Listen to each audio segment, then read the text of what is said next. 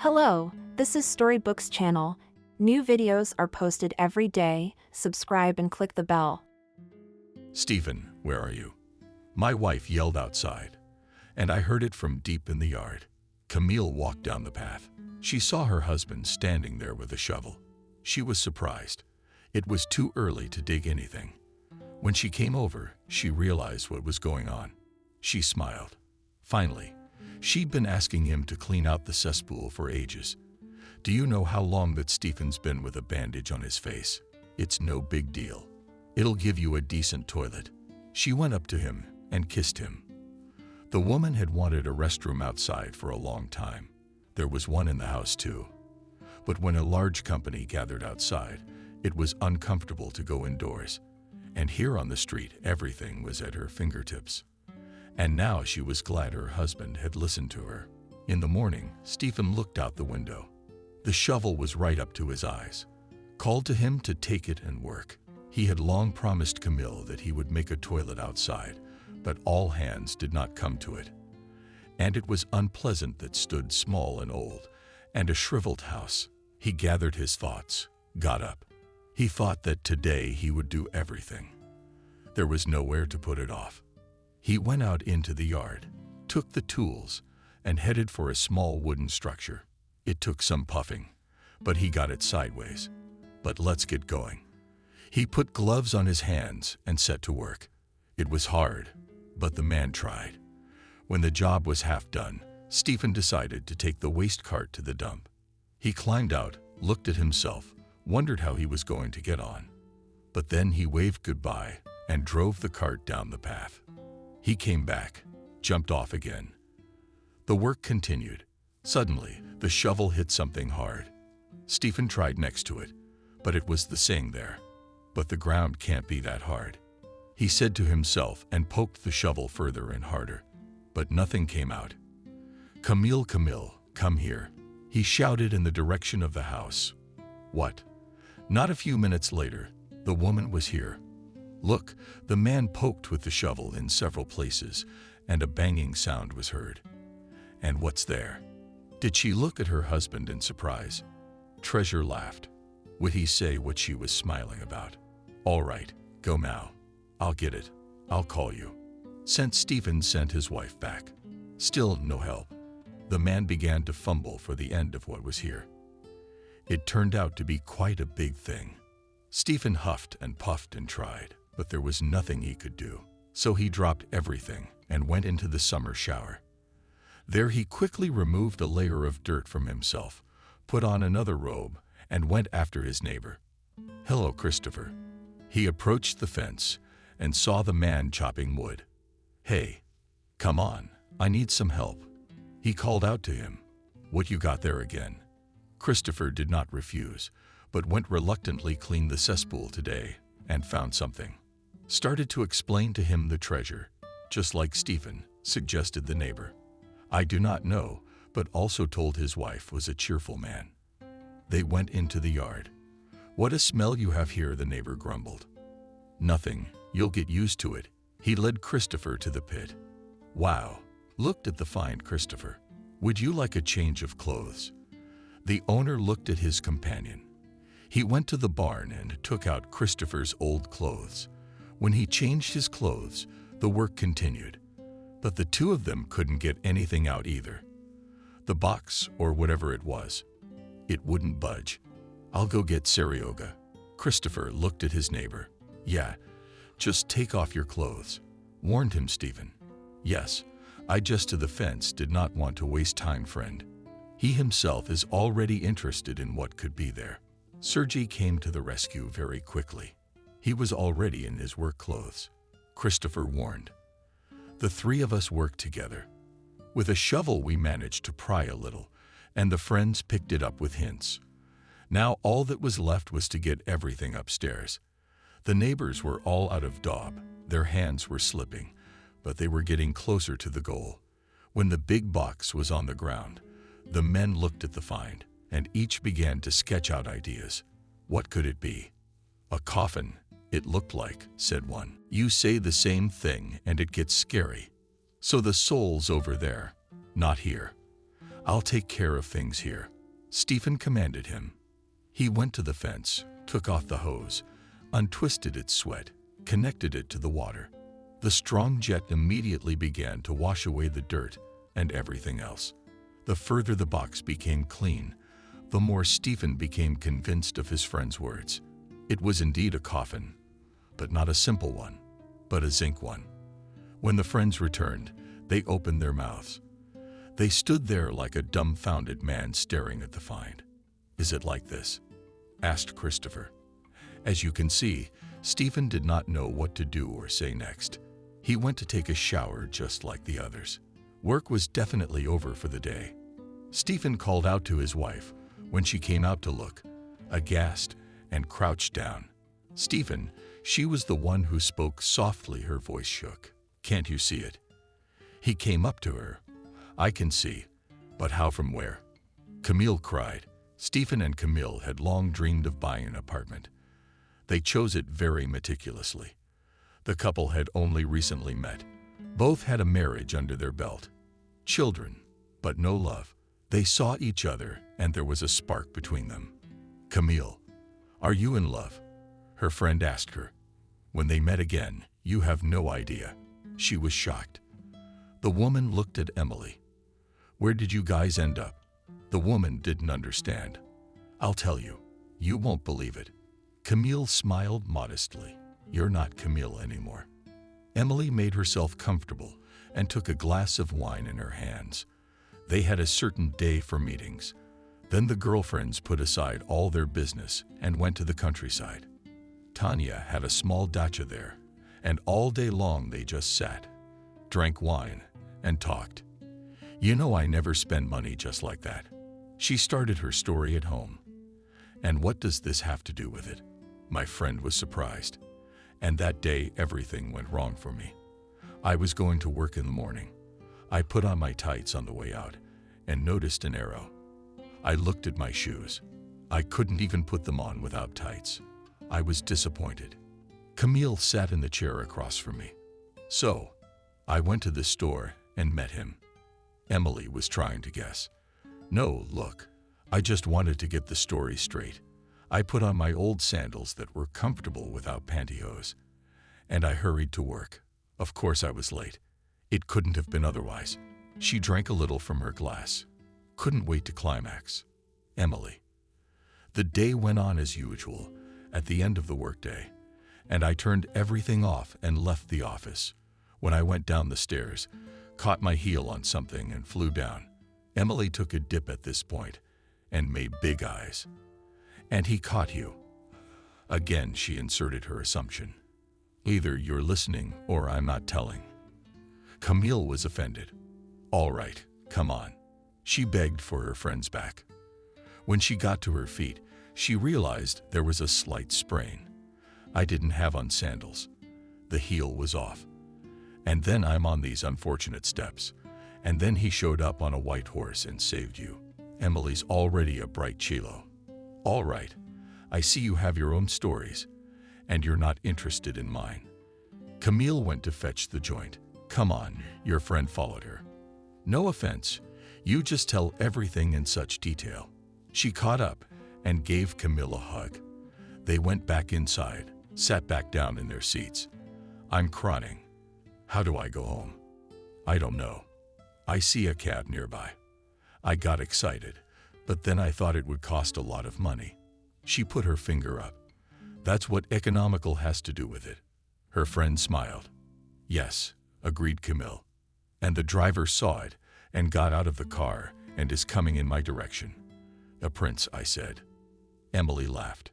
"Okay, let it be so." I did not argue with her, Camille. "And what next?" My friend waited. Continued. "He came over, asked me what I could do to help. Showed him my swollen foot and heel. He smiled. Then he helped me up and led me to the car. I didn't resist. We got in. Stephen started talking to me, and I sat there. His conversations gave me goosebumps." Camille blushed and looked at her friend. "Did you feel it right away?" Emily was not laughing now. He admitted later that he'd had the same thing. Camille said, "But wow, You invited him over. Did your friend get curious? I wanted to, but I was shy. We drove to my house. I got out, and she couldn't get on her feet. So he ran out, gave me his hand, leaned on it. From the perfume that I felt, I became so that I almost lost consciousness. He took me to my apartment, and he's looking at me. And I can't figure it out. What he wants. We laughed later about the fact that he was waiting for payment. Camille laughed. God, how romantic. Emily stood up and added wine to the glasses I didn't dare to invite. Thought we'd never meet again. Fed myself, and the next day got ready for work, pulled my leg. I put on my comfortable shoes. I went out, and he was standing at the entrance. The woman blushed again. He came for money. I guessed my friend thought so too. And he came out, inviting her into the car. He opened the door. I said I'd walk. So Stephen insisted, said it was a gesture to help without paying. Camille was quiet for a second. She remembered something. So that's how you met. Emily concluded instead. You could say that. After that, he came to pick me up in the evening. Then I told him to come up for tea. There at the table and got to know each other normally. Now together while we communicate, but he calls to move to him. She put the glass on the table. That's interesting. And they say there are no coincidences. Emily was silent. After the dinner, Camille told her friend to come and visit her, to introduce her to Stephen. Emily could not miss such an opportunity, so she agreed to come. They agreed on what day it would happen and went home. Stephen was warned about sitting with a friend, so did not bother with calls and questions. When she was already at home, she dialed him. Hi. She was still embarrassed. It's young people getting to know each other, going out, texting, and they're doing the same. I was expecting your call, he said, so his voice gave her goosebumps again. Come over. She called him to her place every time because she didn't want to meet on his turf. I'll be there soon. He hung up. About that he began to cook. Stephen, as promised, came over. Their evenings passed monotonously.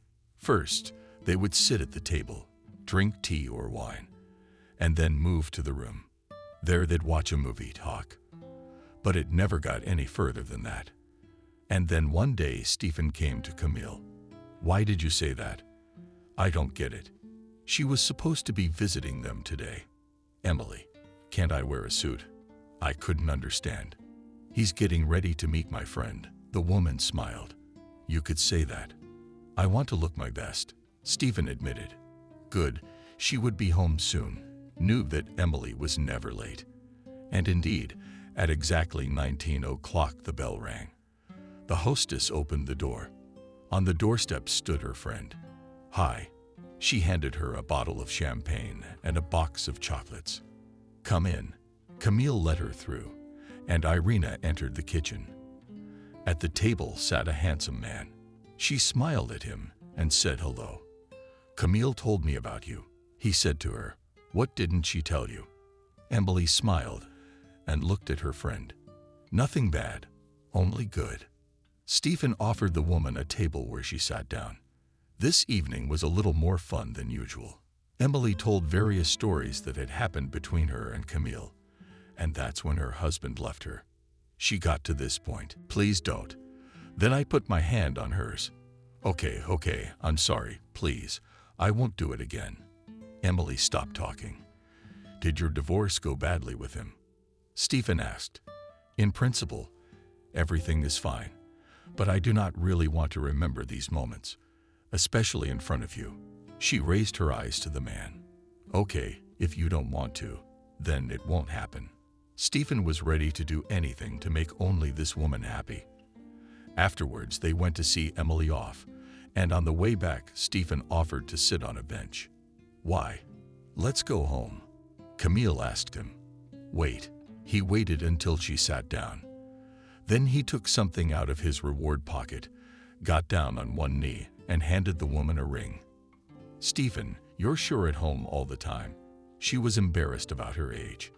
Never more so, he said, He took her face in the palms of his hands and kissed her lips. On the soul became so joyful that inside everything trembled home, happy. "Will you stay?" Camille asked her suitor for the first time. "If you let me, I'll stay," he told her honestly. That evening, they were serious. Camille knew she would give the man a positive answer. She sat in front of the mirror and looked at herself. Yes, 45. But she wasn't old yet. She began to smooth her face. "I should have told the children the news. We were afraid of how they would react." Evelyn's son had long since graduated from college and was now living and working in another city. More recently, he had a family. Her daughter had also enrolled and was pleasing her mother with her grades. Camille called first her son and then her daughter. She invited them to visit. The daughter was due this weekend, and the son said he'd be there too. That's when she'd introduce everyone and talk about getting married. "Stephen, don't you want to invite your offspring?" She called him the next day. "They won't go with certainty," he said. "What makes you think so?" The woman was surprised. "That mother decides everything for them." His voice was sad. "I understood. Don't be upset." She wished him well and hung up. Everything was fine. On Saturday, the brother and sister met. Mother was all dressed up. "Mom, what's going on?" Jenna was the first to arrive. "You'll find out tonight." She was laughing, happy. The kids had never seen her like this since their father left. "What kind of secrets?" Went Jenna to her room. Evelyn entered the apartment, and what a delicious smell. He sniffed the air with his nose. "Hi." Camille came out to see him. "Wow." He raised a finger up in admiration. "I tried." The mother hugged her son. Afterward, a friend came in. She knew she would introduce Stephen to the children at home, but nothing about the proposal. "Who are we waiting for?" "Let's go to the table. I'm really hungry," the young man said. "Let's wait another minute," his mother asked. She kept looking at her watch. "And who are we waiting for?" he asked longingly to everyone who was here. "Where's your wife?" His mother changed the subject. "She has no time for work." The daughter and mother-in-law answered all the questions at once. "Good. That's all," she said as the doorbell rang. Camille got up from her seat. Her cheeks were flaming. She walked over, opened the apartment. A man walked in. "Meet Stephen." She introduced him to the children. Jenna walked out to him. The girl Evelyn shook the young man's hand. "It is a pleasure to meet the children of my favorite woman." Stephen was Dutch. "And now we can go to the table," cheerfully said Camille. And they all went into the hall together. "And you've been so quiet for so long. It's not the first day you've been together." The son looked at his mother and put the pie on his plate. "I'm sorry, but I didn't feel comfortable. I was embarrassed or something. And yesterday, Stephen proposed to me." She raised her hand with the ring. She decided she couldn't drag it out any longer. "Mommy, congratulations. Uncle Stephen, that's great." Her daughter came up to her. "That's what I'm telling her." Emily backed her up. "When's the wedding?" asked the son. "I don't know. We haven't been anywhere yet. But if all is well, in a month." The woman burned and looked at Stephen. Yes, he agreed with his future wife in everything. They sat and talked about everything. The children stayed at their mother's. Stephen had to go home. He called Emily for a ride, and she didn't refuse. "See you later, darling." Stephen kissed Camille's hand. "Bye, darling," she smiled. "Mommy, you're lucky." She and her daughter were sitting in the kitchen. "I don't know how this could have happened." The woman replied. "Does he have children?" Evelyn joined them. "Yes, but they don't communicate." Camille told them the secret. "Too bad." Shook his head after everyone knew the truth. At home and at work, she informed about the upcoming wedding. She herself didn't understand why she was so embarrassed when she talked about it. She never took anyone away from her family, never cheated on anyone. What is there to be ashamed of? "Camille, we congratulate you." Colleagues rejoiced, as did everyone else. "You deserve this happiness." They hugged her. "I invite you all to the wedding." She expanded. "We will definitely be there." Agreed. Stephen and Camille applied, just as the woman had said they would. They were given a date in a month. Now everything had to be thought out and prepared. Stephen did everything his wife to be asked him to do. He went shopping, to the restaurant, to the atelier, because he realized that the woman already had a lot of problems. Everything was ready for the guests to get ready. It was the happiest day of Camille and Stephen's life. They were married. Now they had to decide where they would live. Camille's apartment was small, but it was close to her work and the center. Stephen's place was bigger, but it would be harder to get to. So far, they'd settled on the first option. The woman was comfortable here. She didn't have to get used to anything. Let's sell our apartments and buy one big and spacious one, the husband suggested to his wife. What's a good suggestion? She never even thought about it. Realtors called several times a day. They wanted to show the options, but the couple was not satisfied with many things. The old house is far away. The plumbing doesn't work and other things. You're so dismissive. It's like you don't want us to buy anything, Stephen told her tonight. You know, I really don't want an apartment. Let's buy a house in the country, she suggested. You what? What about work? He didn't understand her. Yes, it'll be a bit far, but nature, a sauna, and everything else, she said dreamily. Well, let's look at the options, said Stephen. Immediately dialed a realtor and explained that their plans had changed. By the time the cottage was found, the man's apartment had already been sold. He now had enough money to buy a house. You wanted to sell mine too? Camille wondered. Let there be at least some housing in the city, her husband told her judiciously. It's the right thing to do. Where would Jenna come? She agreed with him. Now Stephen and Camille drove through the villages and looked at the options that had been offered to them. This house has been empty for a long time, the specialist told them. I like it, Camille said. She went inside and looked outside, just as she wanted. The bathhouse, the vegetable garden. We'll take the outbuildings. You couldn't decide on an apartment for so long, and you bought the house on the click. Surprised the young man who offered them all this. I guess I just wanted it more than a concrete box, Camille admitted. If everything is perfect, we can do the paperwork, said the realtor. We're in, the couple said with glee. Camille took a vacation from work, wanted to do everything quickly, to move in now. The first thing the woman did was to get to know her neighbors. She went first to one and then to another. A week later, a housewarming party was celebrated in their yard. Of course, the house was not yet ready to move in, but she wanted to make people happy. I think you are doing well here, said Wendy, who was Christopher's wife. We hope so. Camille was sure. Stephen taped off the walls first, then started on the roof. Neighbors helped when they had time. And today it was down to the cesspool. And that's where Mom couldn't get over what she saw. She looked at her husband with big eyes. Shall we open it up? He asked. And what do you think the Ginny will come out of there? Christopher teased him. Yeah, bad idea. The man shook his head. But today he finished the job, put the wooden box in place, threw a tarp over what they'd found so as not to scare anyone. We should go see the old-timers. Maybe they know something. Camille suggested tonight. Tomorrow, I think everyone will know about the case. Will anyone find it themselves? Stephen said.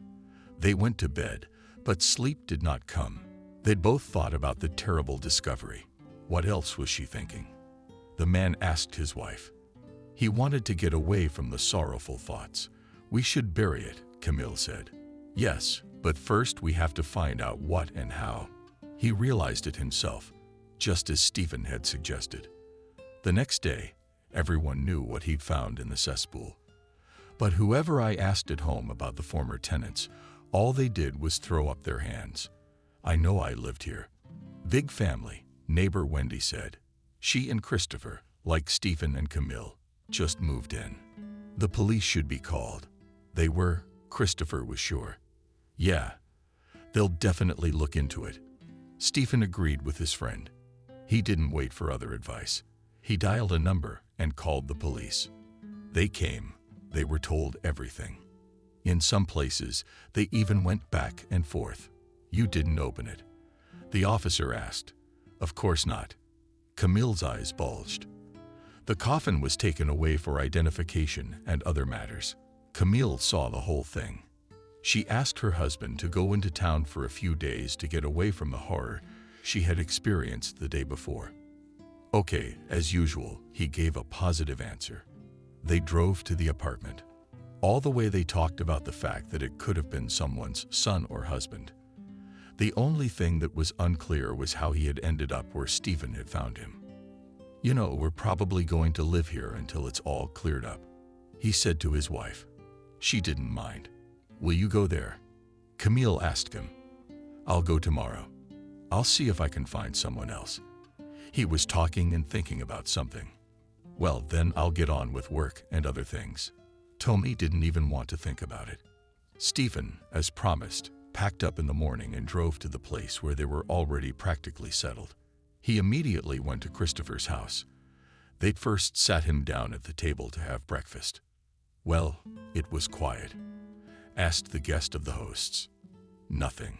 Spread his hands. Stephen pursed his lips in interest. You know, I was thinking, there are still villagers here.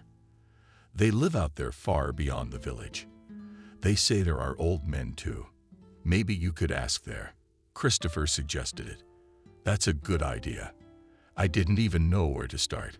Stephen got up and walked toward the door. If he needs help, he'll just whistle, Christopher told him in his back. As always, Stephen looked around and walked out of the house. He circled for a long time, asked the night roads, could not find anyone. But here in the distance appeared cottages. He got excited. And when he drove up, he realized he had done it for nothing. Almost everyone was in place. It was like no one had been here in years. Hey, what are you looking for? He saw a little grandma. Hello. I wanted to know something about the village. He pointed in the right direction. What's so interesting? It's Chagala. We recently moved in, did some remodeling. And then we found something. I'd like to know about the people who lived there before us, Stephen said. Let's go. She beckoned him into the yard. Behind the gate she stood. Thank you. He followed the old woman. They entered the gate. Stephen peered through the time-shriveled gate. It was obvious that no one had done anything here for a long time. There were huge, unpainted logs lying all over the yard. Maybe you should get some firewood, asked the old woman a man. Do you want to poke? Indifferently, she said.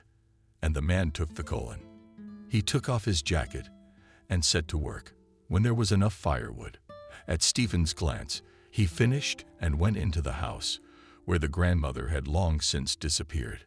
That's it. Now you will definitely have enough. He sat down on a chair. And who will wash your hands? She told him sternly. Good. And where he looked the wash basin, and nowhere was there behind the stove, she showed him to the curtain. The man got up, washed his face, and went back to his seat. Grandmother moved very nimbly about her kitchen. She put milk and bread on the table and took out the stove. Shuganov and potatoes. Here you are. Thank you. He couldn't wait to start eating. What's your name? A woman came to the bench and sat down. Stephen spoke in an open and friendly manner. I'm Vanessa. Grandma took a spoon. Thank you, pleasant. He started eating too. After work, it felt like hunger. So what did you want to know? Vanessa asked. You probably don't know. We went to a house that had been empty for a long time. And there it was. The man was silent. You mean Sirotkin? She asked a question. I don't even know. He looked at her surprised. Don't look. I used to live in that village too. I was their neighbor. She stood up, walked over to the sergeant, and pulled out the photos. What are these? He took the pictures she held out to him. This is the family you're talking about. She poked her finger at a card. I don't know. Didn't notice the house at first. The three husband and wife and the grandmother were standing there. Bring it. Of course, she was younger then. And then the man saw that they were standing near the very house where Camille now lives. Examined it. The grandmother smiled. Yes, that's the house where we live now. Or rather, we're going to. He put the picture on the table. Oh, and a hard fate those people had. Who would have thought?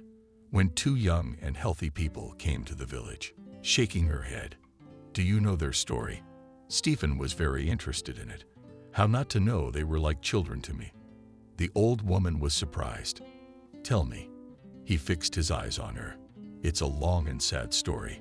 It seemed as if Vanessa was going to cry. Of course I have to go to town to see my wife, but I also want to get to the bottom of it. He assured her he would listen to the end. So be it. I'll tell you what happened to Surikin. She got up, washed her hands, and wiped the corners of her mouth with a handkerchief. Then she came in again and sat down on the bench, put her feet up so that she was comfortable, and looked at Stephen. The village was prosperous then. We had everything. We worked, lived, enjoyed every day. Except that there were not enough hands in the collective farm. I wanted young people to come. But young people at that time didn't care about the village. They tried to manage on their own. And here was a joy. Two young men, John and Nancy, arrive at once. He's an agronomist. She's a medic. We welcomed them as honored guests. They were given a cottage, the same one you live in now.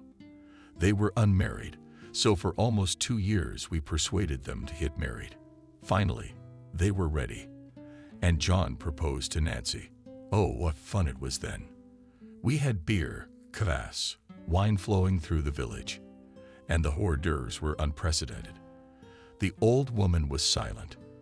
Probably she was remembering how they went out then. And then what happened? To be honest, Stephen was not very interested in the biography of young people. He wanted to get to the heart of the matter, and he was afraid to tell the woman about his find, in case he got sick. I was their neighbor at the time. Every day they came to visit me. We'd have tea, then they'd make pies for us. They were soulful people. She stood up and went to the table to pour herself some tea. Why were they? They are gone now, Stephen clarified. That I don't know. She had some tea after what happened to them. They lived for a short time, and then they left here, and I never saw them again. Grandma waved an unseen tear with her handkerchief. What happened to them? I wanted to find out quickly and go home. It's bad. Shook the old lady's head. Nancy, are you sure you want to live in the village? You're so young. A young man asked her. If they sent me from the institute, then I must go. She assured him. But all right. John and Nancy met when they were students. She was in medical school, and he was in agricultural school. And when John heard that Nancy had been sent to work in the country, he asked to go there himself. But now, when the time came, he regretted his choice. No, he continued to love Nancy, but he didn't want to live all his life in the village. Maybe work for a few years and get out of there. Asked at her. Well, once a few years have passed, we'll see, she replied. As soon as the chairman learned that 2 young people were coming to him, he immediately allocated them a house. The girl and the young man quickly settled there. They beat the walls or asked for the floors. At once it became cozy. They were sociable, so everyone in the village knew and loved them. Aunt Molly called Nancy the neighbor. Why did you turn around? To come and visit me. I have a pie from baking. The girl smiled. Molly gladly went. They sat at the table, chatting and drinking tea. At some point, the whole village started urging them to get married. But Nancy said that she was still young, and it was too early for her. And after 6 months, the girl felt that she was not alone. She told her husband about it. There was nowhere else to go. The wedding was to be held, and they celebrated it to the glory. And the simple life of 2 people living together began. Oh, Nancy was sitting on the sofa. Then her husband put his ear to her belly and listened as if there was not one baby, but a whole team. He spoke as he felt the drunks through the skin of her belly. You know, I feel like there's more than one baby in there too. Nancy confirmed his words. What do the doctors say? He asked her. Who said what? She wasn't going through anything very difficult. Nancy was pregnant, and when she had to give birth, She invited Aunt Molly in advance. And the other thing was she was a medical professional. She went to the nurse's station where she worked. "Why are you here?" Molly asked her when she got there. "I don't want to go to the city. It's far away. And no one close to you," said the girl. "Okay, as you know, we'll take the birth." "Not once already been," assured her woman. "Okay, I'll give you a hint if you need it." Nancy was so small, and her belly was coming to her forehead. When it started, the women raced in. Nancy breathed. She knew how to do things. "That's the right thing to do." "Push," Molly shouted, and the girl would start. Time passed very slowly. The pain was unbearable. Finally, the head appeared, and then the rest of the body. So the woman picked up the baby in her arms. A boy. The second woman took it from Molly Nancy. Before I could rejoice, the pain returned. "What's that?" The neighbor was frightened. The second Nancy exhaled. God, it started again after a few minutes. And the second little boy was in the woman's arms. "You knew. Why didn't you tell me?" threatened Molly with a finger. All was well was powerless. The girl.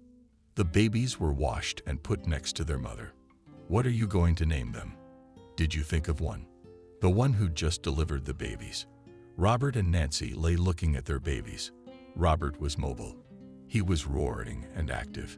Kevin, on the other hand, lay motionless. "What's wrong with him?" Nancy asked. Molly shook her head and told me. "Do you need an emergency checkup?" Nancy wanted to get up, but she couldn't. When it all came out, it turned out that the boy had been born disabled. He was just like his brother, except that he developed differently. Nancy cried a lot, and John was there for her, but there was nothing to do.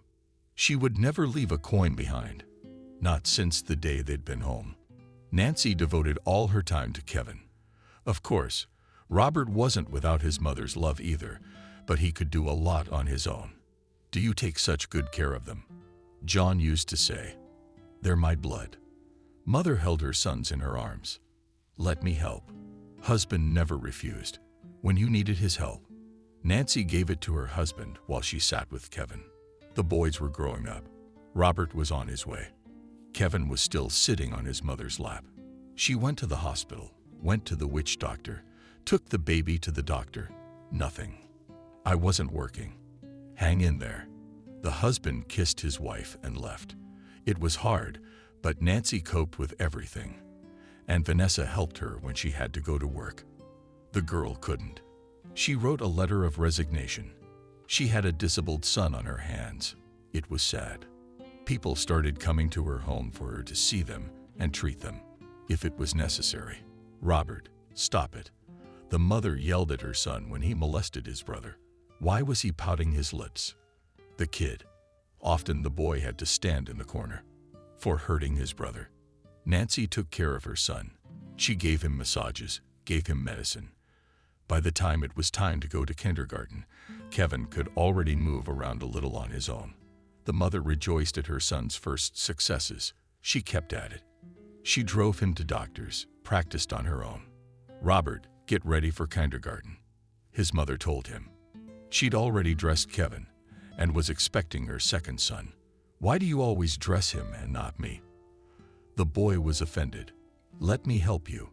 She put Kevin in the stroller and came up to her son. After that, they would go to the kindergarten.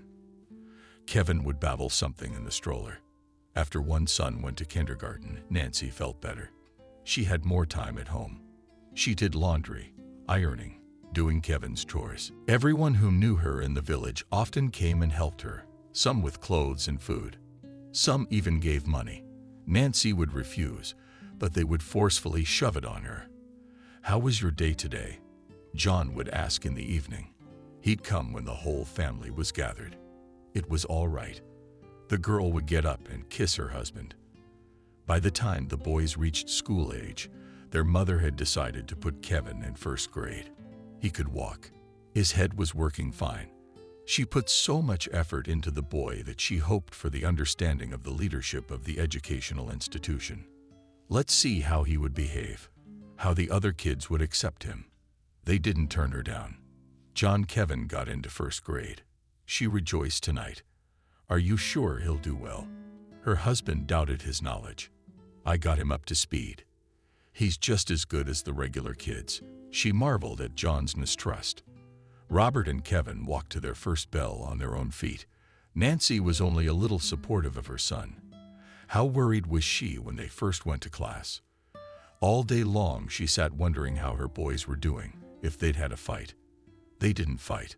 Mom ran out to the house. Robert, where's Kevin? She looked behind his back. He'll be here in a minute. He was laughing. Bro, what are you talking about? Where did you hear such a word? Mom was pissed. If the parents needed to go out or work in the garden, the boys were left at Molly's. She didn't mind. Who's going to school? The neighbor came over in the evening. We shouted together, the boys. They all sat down together at the table and ate a delicious pie, which the woman brought. Thank you. You always help us out, Nancy told her. And the woman saw how difficult it was. She hadn't started a family herself in her time. Now it was too late. Molly loved Nancy like a daughter, and her children were her grandchildren. John worked. The children were growing up. It now seemed that the family had been rebuilt. By winter, Nancy decided to go out to work. The residents rejoiced because they never found anyone for them. There was one doctor who came in from out of town. He only lasted 6 months. If you need anything, you ask right away, don't be shy, the neighbor told her. The girl was sure to thank her. John often went to the neighbor after work. She treated him to tea, and he cried in her vest that this time the woman sat at the table, on which there were sweets and gingerbread.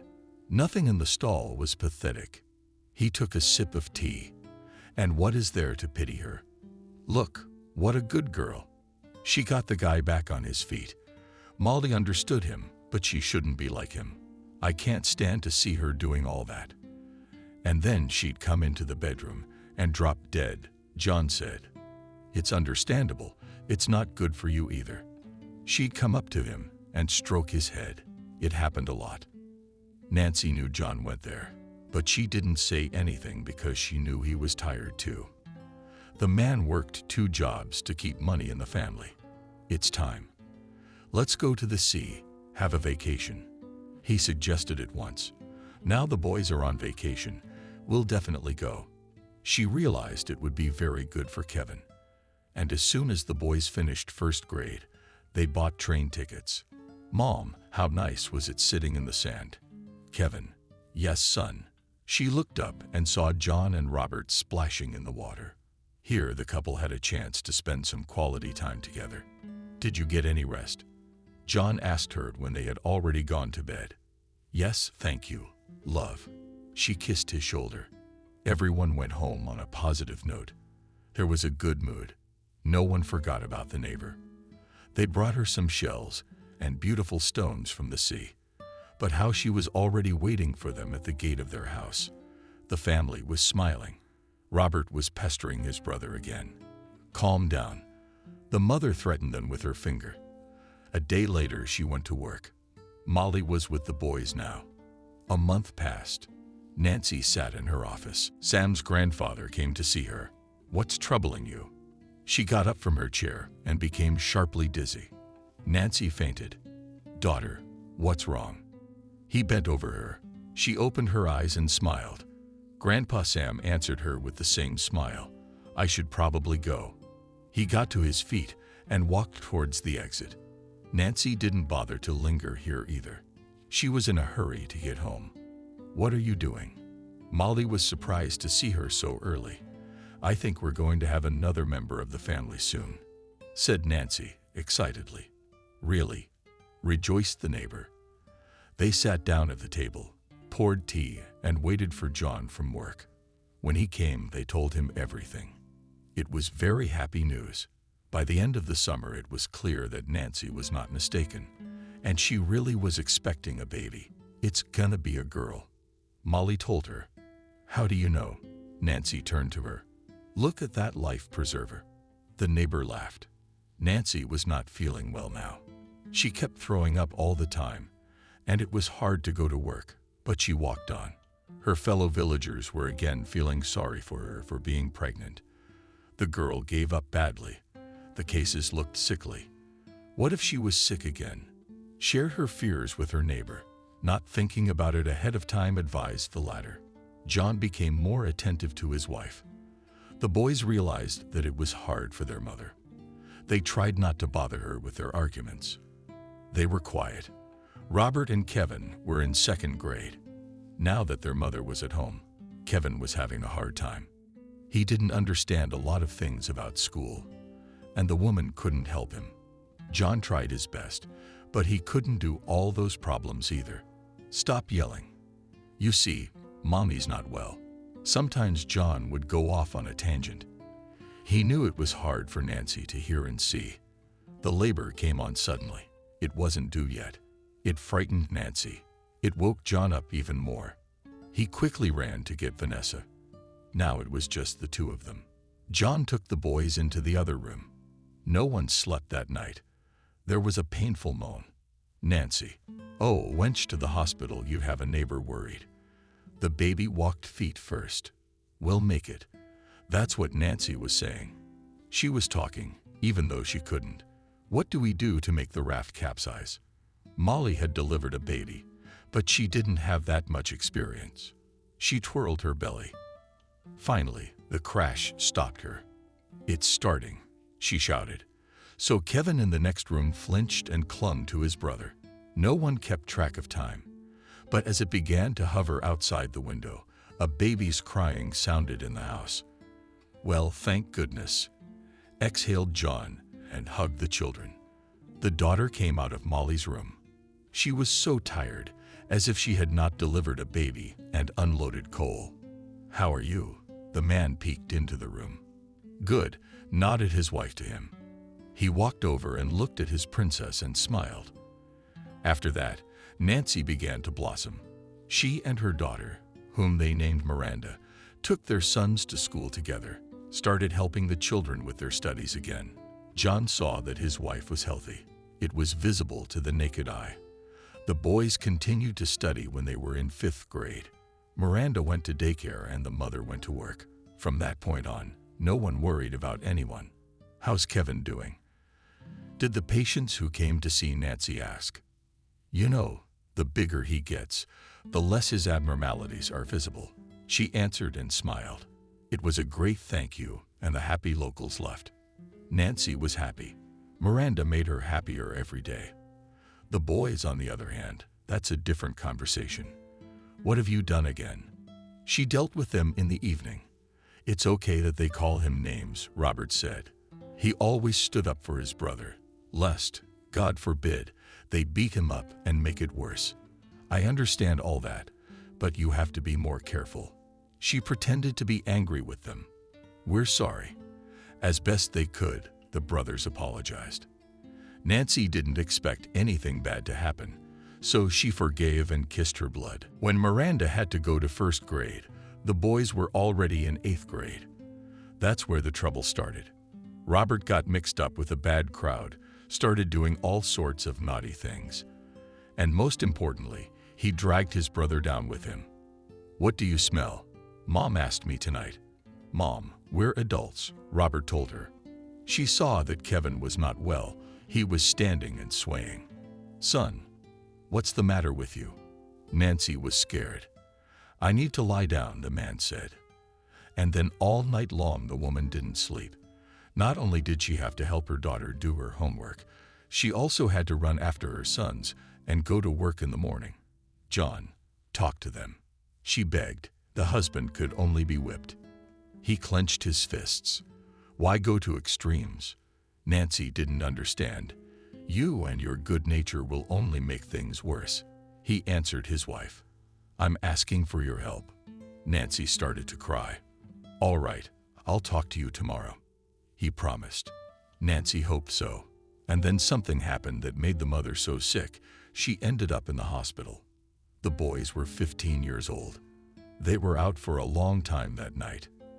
At first, the parents weren't worried.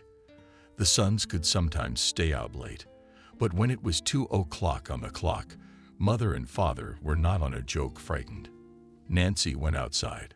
She went and knocked on Molly's door. She was asleep, but she got dressed and went outside. "Shall we go for a walk in the village?" The woman asked her. "Let's split up," the neighbor suggested. "No, together first." Nancy disagreed with her. They walked on, knocking on all the houses where the lights were on, but there were no boys anywhere.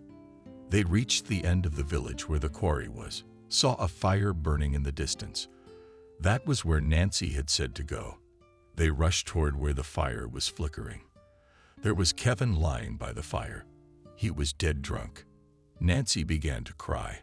The only thing he could utter was "Get up." She tried to lift him up, but she couldn't do it. Then Nancy looked at Molly. The latter came over, and together they managed to get the guy on his feet. A hand on the shoulder showed Nancy to the neighbor, instead of splashing around, because the guy, who was completely relaxed, was hanging on them now. They put Kevin on a bench a few houses away. She ran, went inside. She called out to her husband in a whisper, "What have you found?" He also spoke, because the daughter was already asleep. "Help me, please. He's sitting on the bench, Vanessa, and I just can't carry him anymore. It's very heavy," she whispered to him, and she was very nervous. "Okay, wait, just don't worry." He put something on his feet and ran out of the house. John easily threw the guy on his shoulder and carried him to the house. "Put him on the couch." He's drunk." He turned away from his son. "Yeah, he was." "Where's Robert?" "It's unclear." The mother sat down next to Kevin and cried. "Why are you crying?" "They have their own head on their shoulders." John was already nervous about having a head, I know that. "But how old are they?" Nancy kept crying. "If he's not back by morning, we'll report him," the man said unequivocally. By morning, when Kevin woke up, the first thing he did was ask for water. "Where's Robert?" Nancy leaned over him. Robert was remembering what had happened yesterday.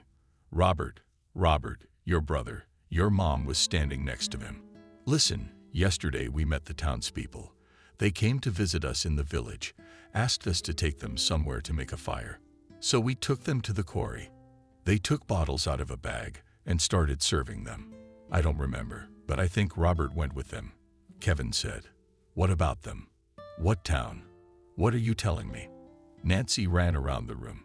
She didn't know what to do, what townies where they'd gone, how many of them there were. She started packing. "Where are you going?" John came out to her.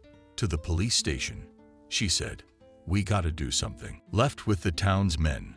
She was already outside the gate when she saw her son. He was struggling to walk. His pants and shirt were torn and his face was bruised. "My God, son, where have you been? What happened to you?" She ran up to him. "Mom, I gotta go to bed." He was practically spelling it out for her. "What the hell is this?" She took him into the house and put him on the couch. "Kevin's here. That's all," he asked. Here, how did you get here?" She screamed and cried. Miranda came into the room. She looked at the brothers and could not understand what had happened to them. A few days later, a policeman came to their house. John himself was very surprised by his visit. He let the man into the kitchen. They sat down at the table. "Is Robert home?" the man in uniform asked then. "Yes, I'll call him right away." He entered the room. After that, the policeman told everything. "A few days ago, your son robbed the store with other guys," said the policeman. "That can't be true." Nancy jumped up from her stool. "All the evidence is against him." The precinct officer insisted. "What are we supposed to do now?"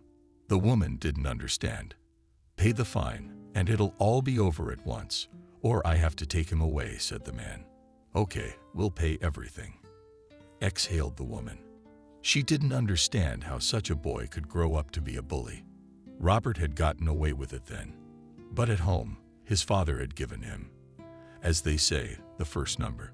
"If you ever lay a hand on another man's property again, you'll know what prison is," a man told him. "Yeah, I got it. The kid didn't look at his father, and he dragged his brother into it. "You know he can't drink. Why don't you keep an eye on it? Nancy wondered. Mom, I got it. You could see that the boy was hurt and offended. After that, the brothers quieted down a bit. Kevin spent most of his time at home. Robert, on the other hand, was always doing something. Mother wouldn't leave the principal's office. Nancy started to get sick. She was dizzy all the time. No pills were working. But she wouldn't go to the hospital. She was afraid of what they'd tell her. Nancy, what if it gets worse? Molly admonished her. Thanks for your concern, but I'll manage on my own. She gave the same answer to everyone. A woman. She was tutoring her daughter and trying to talk some sense into the guys. What are we wearing to the prom? The boys asked their mother. Let's buy you suits. Mom suggested. All right. They were happy. Robert wanted to go to the city and work there after graduation. Kevin didn't know what he wanted to do. Mother couldn't insist, so she just gave advice. Why do you want to go to the city? What's in it for you? She cried in the evenings. Everything can be earned there now to live well, her son told her. And you? She would turn to Kevin. Why should I stay with you? I'll be helping out. He shrugged his shoulders, but his brother laughed at him foolishly too. He was one himself. He turned and took a swing at his brother. Nancy was so tired of all this arguing that she would just walk away and lie down. One day she had a seizure. They took her to the hospital. And what did you accomplish? The father asked his sons. Let's apologize. Then Kevin said, don't let it be too late. The father sighed and left. Nancy was fine. She was on a drip, taking all the pills she needed. And as soon as she felt better, she came home. Forgive us, Mom. Kevin came up to her. She hugged him and stood there for a long time. Miranda had been a quiet, peaceful girl all these years. She did well in school. There were no complaints from the teachers. Lately, she had become interested in socializing with her brothers. What are you interested in with them? Her mother asked her once. I don't know. Just shrugged the girl's shoulders. Just don't go anywhere with them. The woman asked her. Why didn't she understand? Because not enough. And her mom hugged and kissed her. She had no problems at all with Miranda. She thought it would continue to be that way. Robert, just as he had said he was going to enroll in the city, was going to do just that. He was getting ready. Graduation was just around the corner. Kevin, on the other hand, was more at home. He was studying for exams. Miranda, hi. Her brother's friends came up to her. Hi. She looked at them. She liked them. Come walk with us, the girl called out to her. Of course, she was sure she had nothing to fear with grown-up girls. Where are your brothers? Asked the new girlfriends. As it turned out later, they specifically came to the girl to find out from her all the legal Kevin. But where was she to find out? I don't know. She was walking around somewhere. The girl shrugged her shoulders. They went first were just in the village, and then came out of it. There was a forest ahead. Miranda walked up to one girl and took her hand. She laughed scarily. A little. She was only 9 years old. Don't be scared. It'll be okay. They had already entered where the big trees grew. They usually gather at the edge, one of the girls said. They started to make their way deeper into the woods. I want to go home. Did Miranda look at the girls? No, now we'll find the guys, and then we'll all go together. I'm tired. Miranda started moaning. But don't complain. Pulled her back by one of her girlfriends. They went out into the clearing. Someone was heard there. There were voices. Hello, everybody. An aunt came up to them. The bravest of the brave. Oh, the girls are here. An unfamiliar young man turned around. Who are you? The girl looked puzzled. And I'm just the man you need. He started to get up from the ground. His friend began to do the same. Our guys are coming here now. They'll show you. Lisa spoke boldly. Who are we? He moved on her. The other girls stood a little further away. They didn't know what to do. Yeah, fuck you. Lisa turned around and walked towards her friends. What grabbed her boyfriend by the hair? Let go, she yelled. The girls went to the rescue of the girlfriend. Miranda saw all this. She was scared. She couldn't move. The girl cried out and ran wherever she was going. At that moment, a terrible thing was happening in the clearing. The one who had taken the girl by the hair piled her on the ground and went under her skirt. When the others wanted to stop him from doing it, the second one came up to them. "And what do you want there?" he said defiantly to them and pushed them away. "Let her go." Katya almost cried. "Yeah, she's got some fools." The comrade grabbed one that was closer. The girl shouted throughout the forest. Robert and Kevin at that moment appeared in the clearing, and with them several other friends. "Who are you? What do you want?" The guy grabbed the one who was already lying on the yell. "Don't you get it?" He quickly stood up and grabbed him by the pecs. The other girl was freed too. They ran out of here, and a fight broke out between the guys. They fought to the death. One of the strangers pulled a knife. All Kevin could do was yell, "Brother!" But it was too late. He was stabbed in the side. The boys all piled on the assailants together. When it was over, Kevin was unconscious on the ground, and the attackers flowed into the woods. Those assholes. Robert looked after them. He tried to lift his brother, but he couldn't. "He's breathing," the boys asked. "I think he is." Listen to his breathing. Guy and felt his brother's pulse. At this time, the girls who were in school ran to the village. They didn't know where Miranda was, so they wanted to check whether she was home or not. When they were already at the gate, they didn't dare to knock or enter. What if she wasn't there? Katya looked on with frightened eyes. Why did they take her there in the first place? Lisa began to sway. At that moment, Nancy heard their conversation. She came out of the girl's house. "What's wrong? What's wrong with you?" She could see that everyone was scared. "Aunt Nancy, I'm sorry." We started crying. "Girls, what are you saying?" The woman felt her head starting to hurt. "Miranda is silent, Katya." "What Miranda? Where is she?" Her hands started shaking and twitching on their own. "We don't know. We thought she ran home." The girl came out sobbing. Jesus went back into the house, threw on a shawl, and put on Nancy's shoes. "What happened?" Went out to see her. Dusty was gone. Started crying. "The woman quickly needs to look for it." He got ready too. All together, including Molly. They rushed towards the woods. They didn't go a few meters when they saw Robert and company. They were carrying someone in their arms. Kevin's mother fell on her knees in front of him. "Mom." Those scumbags had stabbed him. Robert was talking fast. "What's going on?" She looked up at her son. "He needs to go to the hospital," said someone from behind her back. "Quickly to the nurse's station," the mother commanded. The boys dragged him in. Nancy turned her sweater back to look at the wound, small but serious. She did as she had been taught. Kevin was in serious condition. It was necessary to go to the hospital. An ambulance was called. Miranda had to be found. She was in the same forest as the bandits. "You'll stay with him?" The mother asked her son. "No, let's do better. We suggested that a friend of the guys would be more useful in the woods." The company moved to where they had just returned from. Miranda was nowhere to be found. No matter how much the mother and the boys shouted, no one answered them. "Oh my God, where is my daughter?" Sitting down on her knees, Nancy began to sob. Her head ached more and more. It felt like it was going to split in two. "Mom, go home. We're on our own." Robert begged her. "You've already done everything yourself."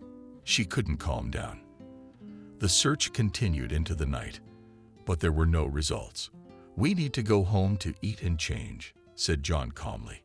"How can you say that when your daughter is missing?" She was screaming, "All right. Then we need to get a bigger group together." He understood everything, and just like his wife, he wanted to cry. Miranda shouted "Mother" at the top of her voice. But there was silence again. Nancy calmed down. She is probably very frightened and hiding.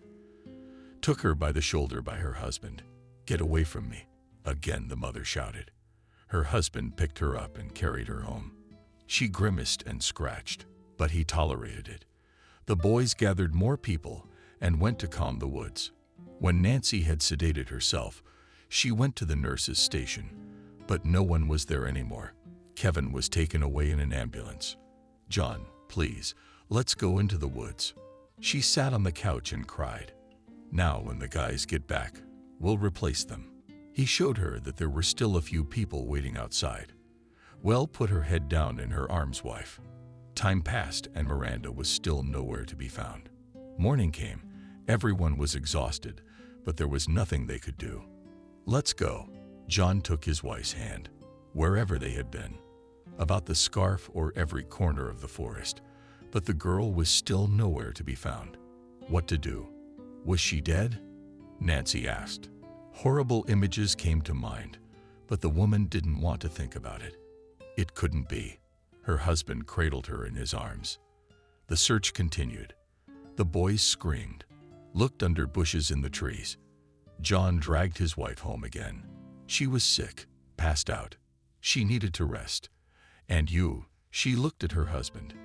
And be back. He pointed to the woods well, and helplessly she fell on the bed. Nancy lay there and stared at the ceiling. She couldn't imagine what would happen to her if her daughter was gone. What if those scumbags caught her and abused her? She covered her eyes with her hands again and started crying hard. "Don't." Molly, who had just entered the house, approached her. "Don't." She screamed at the girls who were taking Kevin to the hospital. The woman was trying to keep her voice down so she wouldn't make it worse. "Where is he? What's wrong with him?" She jumped out of bed. "He's in the hospital. His organs were hit." Took her neighbor's hand. "I should be with him." She snuggled into Molly's shoulder and sobbed. "Yes, of course. We'll find Miranda and go," she told her. "And we'll find her." I couldn't believe it anymore. Nancy was sure of it. The woman was sure of it. They packed up and went into the woods as well. In doing so, Molly gathered a large bag of provisions to feed those now in the woods. "No," Nancy approached her husband. "No," shook her head. "But why? Why is this happening to my children?" Screamed the woman. She was just walking down the path and saw a tree with a large hollow tree. Had Nancy passed through here before, or did she think she had? She smiled. She remembered how she and her daughter used to play squirrels and find a tree with a hollow tree. Miranda, because she was little, climbed right in it. She would bring her different leaves, mushrooms, berries. Then they chewed them on thin twigs and, like squirrels, prepared them for winter hollow. She stopped when she had already passed this tree. With all her legs, the woman rushed toward it. She caught hold of the edge, reached out, intercepted Miranda's branch. She saw the little girl sitting at the very bottom. The mother raised a tear-stained face. The hollow was such that it had no bottom.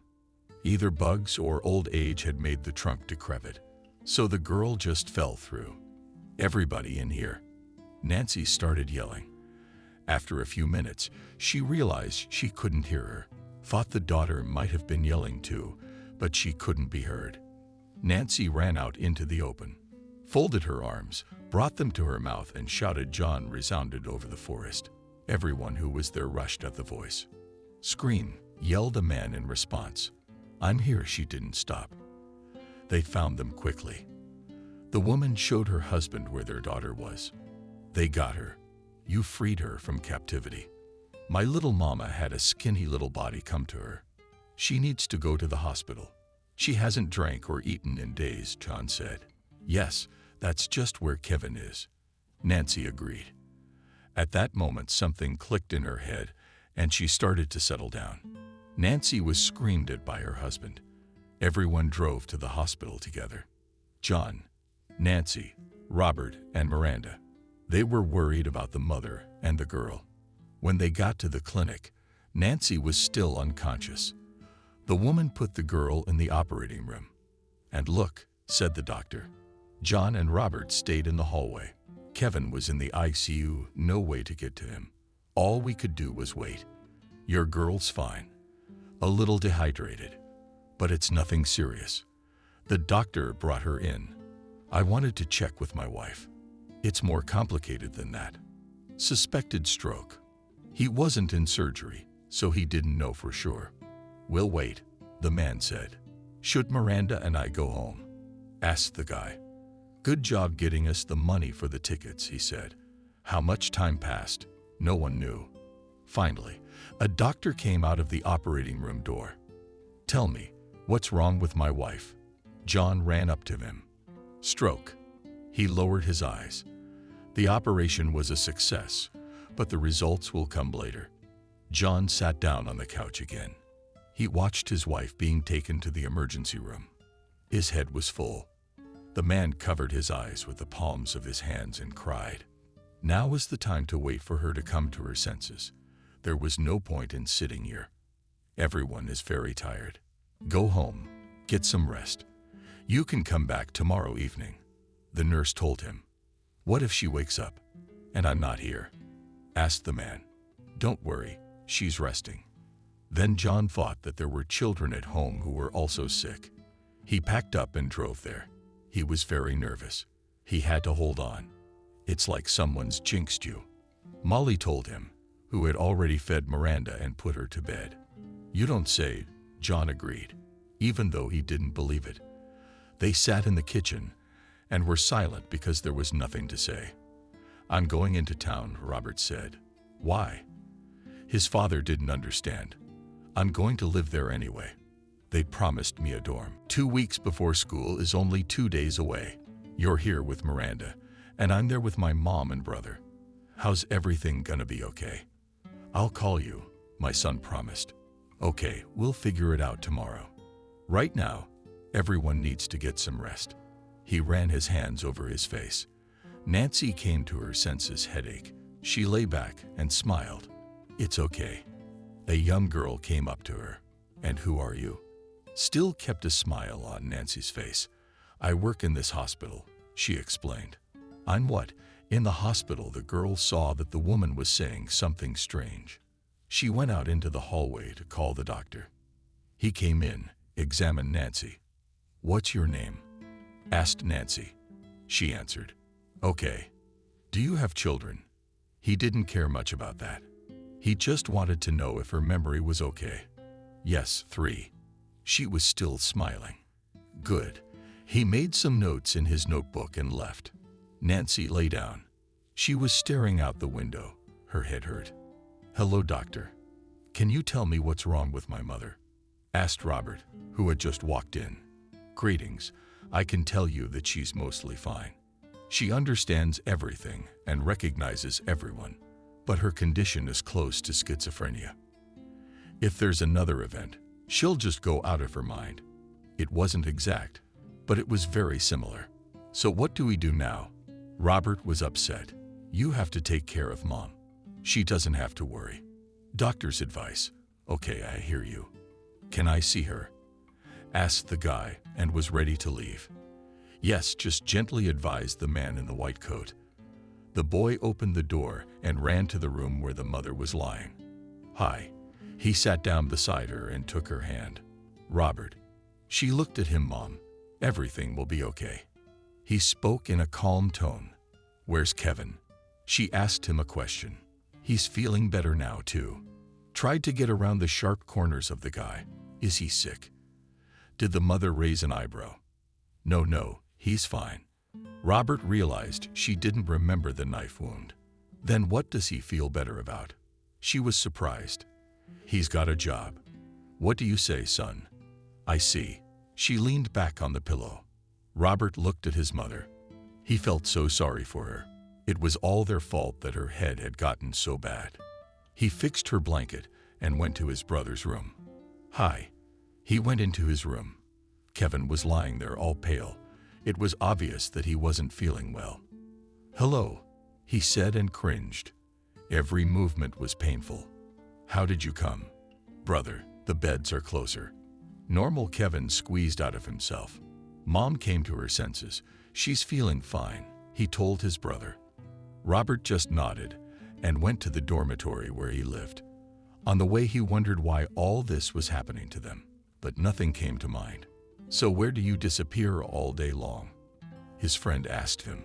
My brother and mom are in the hospital here, he answered. The truth. I see. You're good for not leaving them. His neighbor praised him. Robert went to the hospital every day. He helped his mother to get up. They'd walked for a while. Then he'd go to his mother's house to feed her, take care of her as best he could. Sometimes his father and Miranda came. They too did everything they could to make sure their relatives were cured and home as soon as possible. Finally, the doctors said that both of them could only be taken away by Kevin, but could not do anything heavy about Nancy worrying. Otherwise, it would be even worse than it is now. Nancy, John, Kevin, and Miranda came back to the village, and Robert stayed behind to study.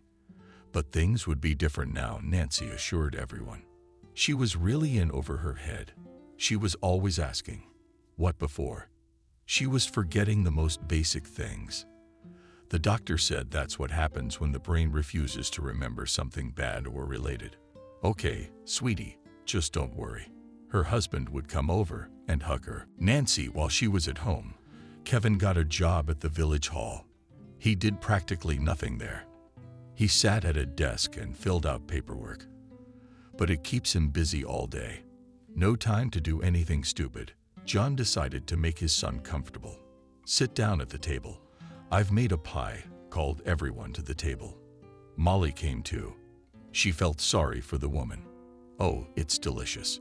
Everyone enjoyed the flavorful. Robert came once a month with her. There was no time, and not much money. But when he did, Nancy would throw a party at home. Robert kissed her. She kissed him. I got a summons. He took a piece of paper out of his pocket like a summons. It started to settle. Her husband was there. He managed to pick her up. This time, it was all right.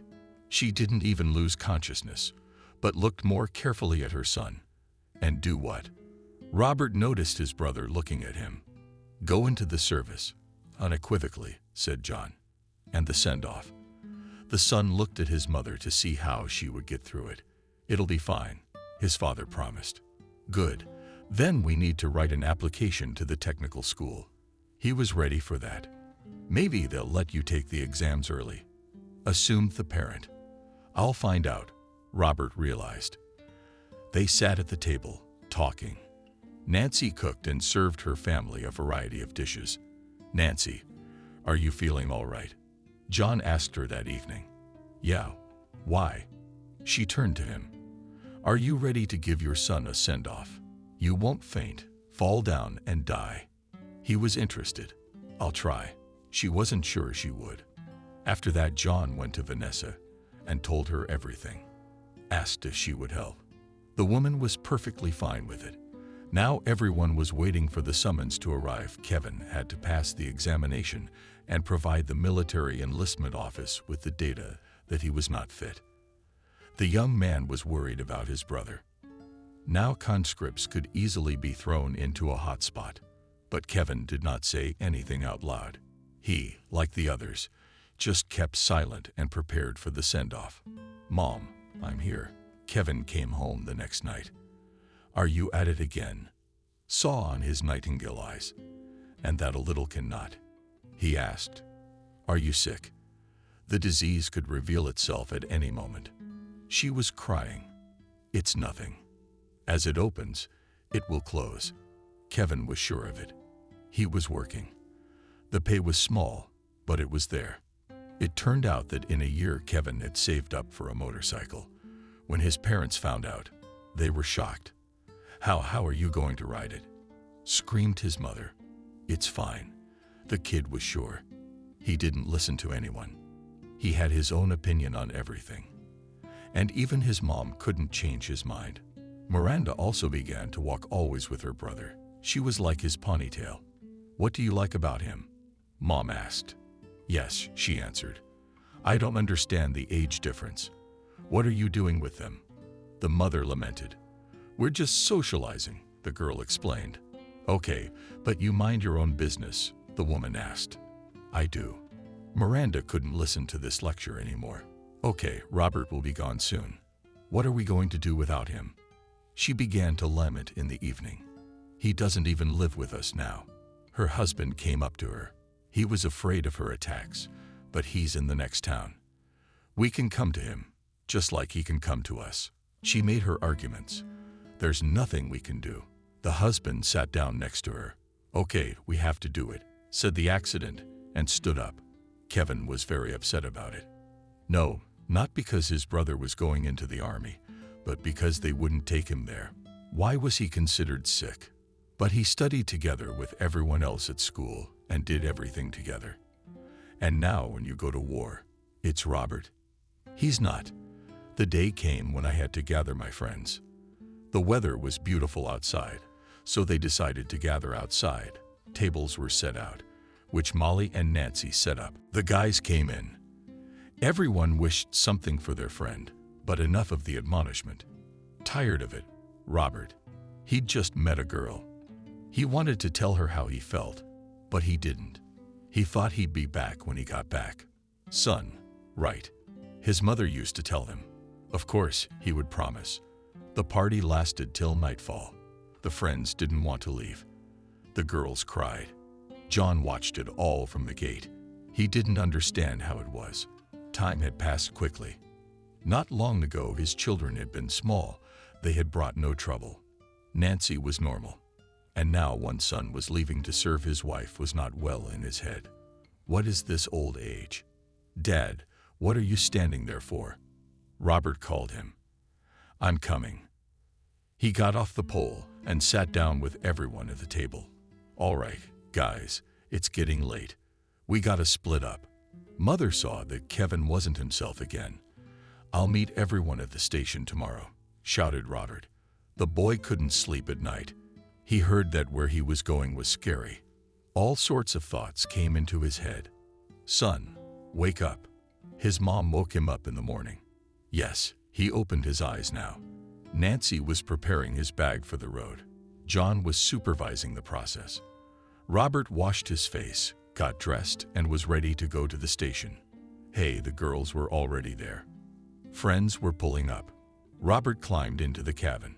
One of the guys went with him to walk him straight to the station and wave goodbye. And we're in. The girls got in the seat too. Goodbye. Take care of yourself. Nancy hugged her son. Good luck.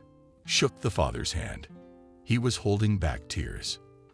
Everyone by, do not change dashing and write for the last time. Waved the guy from the bus window. And they didn't drive.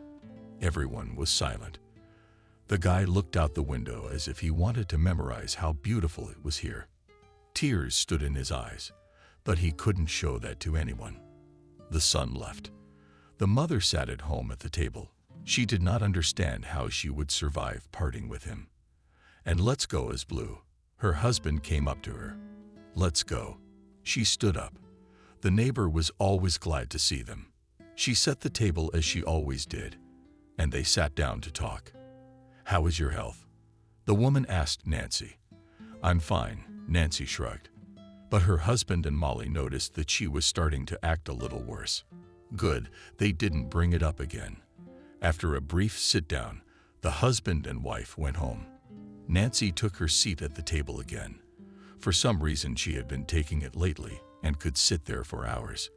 Where are Kevin and Miranda? She turned to her husband. I don't know, out somewhere. John shrugged. I'm worried about her. Why is she always walking with him? The woman told of her worries. On the other hand, it's a good thing. He's her older brother. Protection, so to speak. John tried to change her mind, and they heard some grumbling outside the window. What's that? Nancy looked out. I don't know, can't you see? Her husband asked her. Not yet. The woman remembered what Kevin had told her about the motorcycle. She got up from her seat. Let's go. John took her hand. They went outside the gate just as Kevin pulled up there on his motorcycle. Miranda was sitting on the back. Did you buy it after all? Was the man inspecting the iron horse? Yes, I can ride it around the village now, the boy said proudly. Oh, son, be careful. His mother came up to him. It's all right. He hugged her. Where did you look at her daughter? Mom, why can't I? Did Miranda resent not being allowed to hang out with her brother? All right, Just please be careful." She kissed the girl. The motorcycle started up again, and the young people raced off into the distance. "Do you think she looked up at her husband?" "I don't know," he shrugged. Time passed. Robert wrote letters. His father, when he received them at the post office, read them to his wife first. He was just afraid that his son would write something exciting, and Nancy would immediately feel bad. "Look at the letter again." He came home. The woman smiled. She waited every day for word from her son, and her husband would read it aloud, omitting some details, and then they would write a reply together. One day the dreadful letter arrived. Robert wrote that he was on his way to a hot spot. His father did not understand why he made such a decision, but he could not do anything. Naturally, he said nothing. He himself first wrote a reply together with his wife, and then from myself, I will send to the post office. He showed her the envelopes. "Good," she nodded and smiled. John decided not to say anything about his brother so he wouldn't blab. On the way back, he stopped by Vanessa's. "Hi, why are you alone?" She was surprised. "We need to talk." He sat down at the table. "Okay, what's up? What about the village too?" Robert wrote, said he was going to a hot spot. The woman was the only person he told about it. "Oh, really?" She put her hand over her mouth. "I don't know." Nancy didn't say anything, and don't say anything. He brought his finger to his lips. Of course, she nodded. They sat for a while longer, discussing the latest news, and John went home. "Father is there. Robert's friends are calling us to go for a ride," shouted from afar. "Kevin, are you sure you can handle it? Dad's worried." "Of course, you've seen me ride." "Just ace," he cocked his head. "Miranda, why don't you stay home?" Not even asked, but insisted the man. "No, it would be so interesting there." She took a tighter grip on her brother. "Okay, but don't tell Mom," asked John. The boys left, and he went into the house. "Who were you talking to in there?"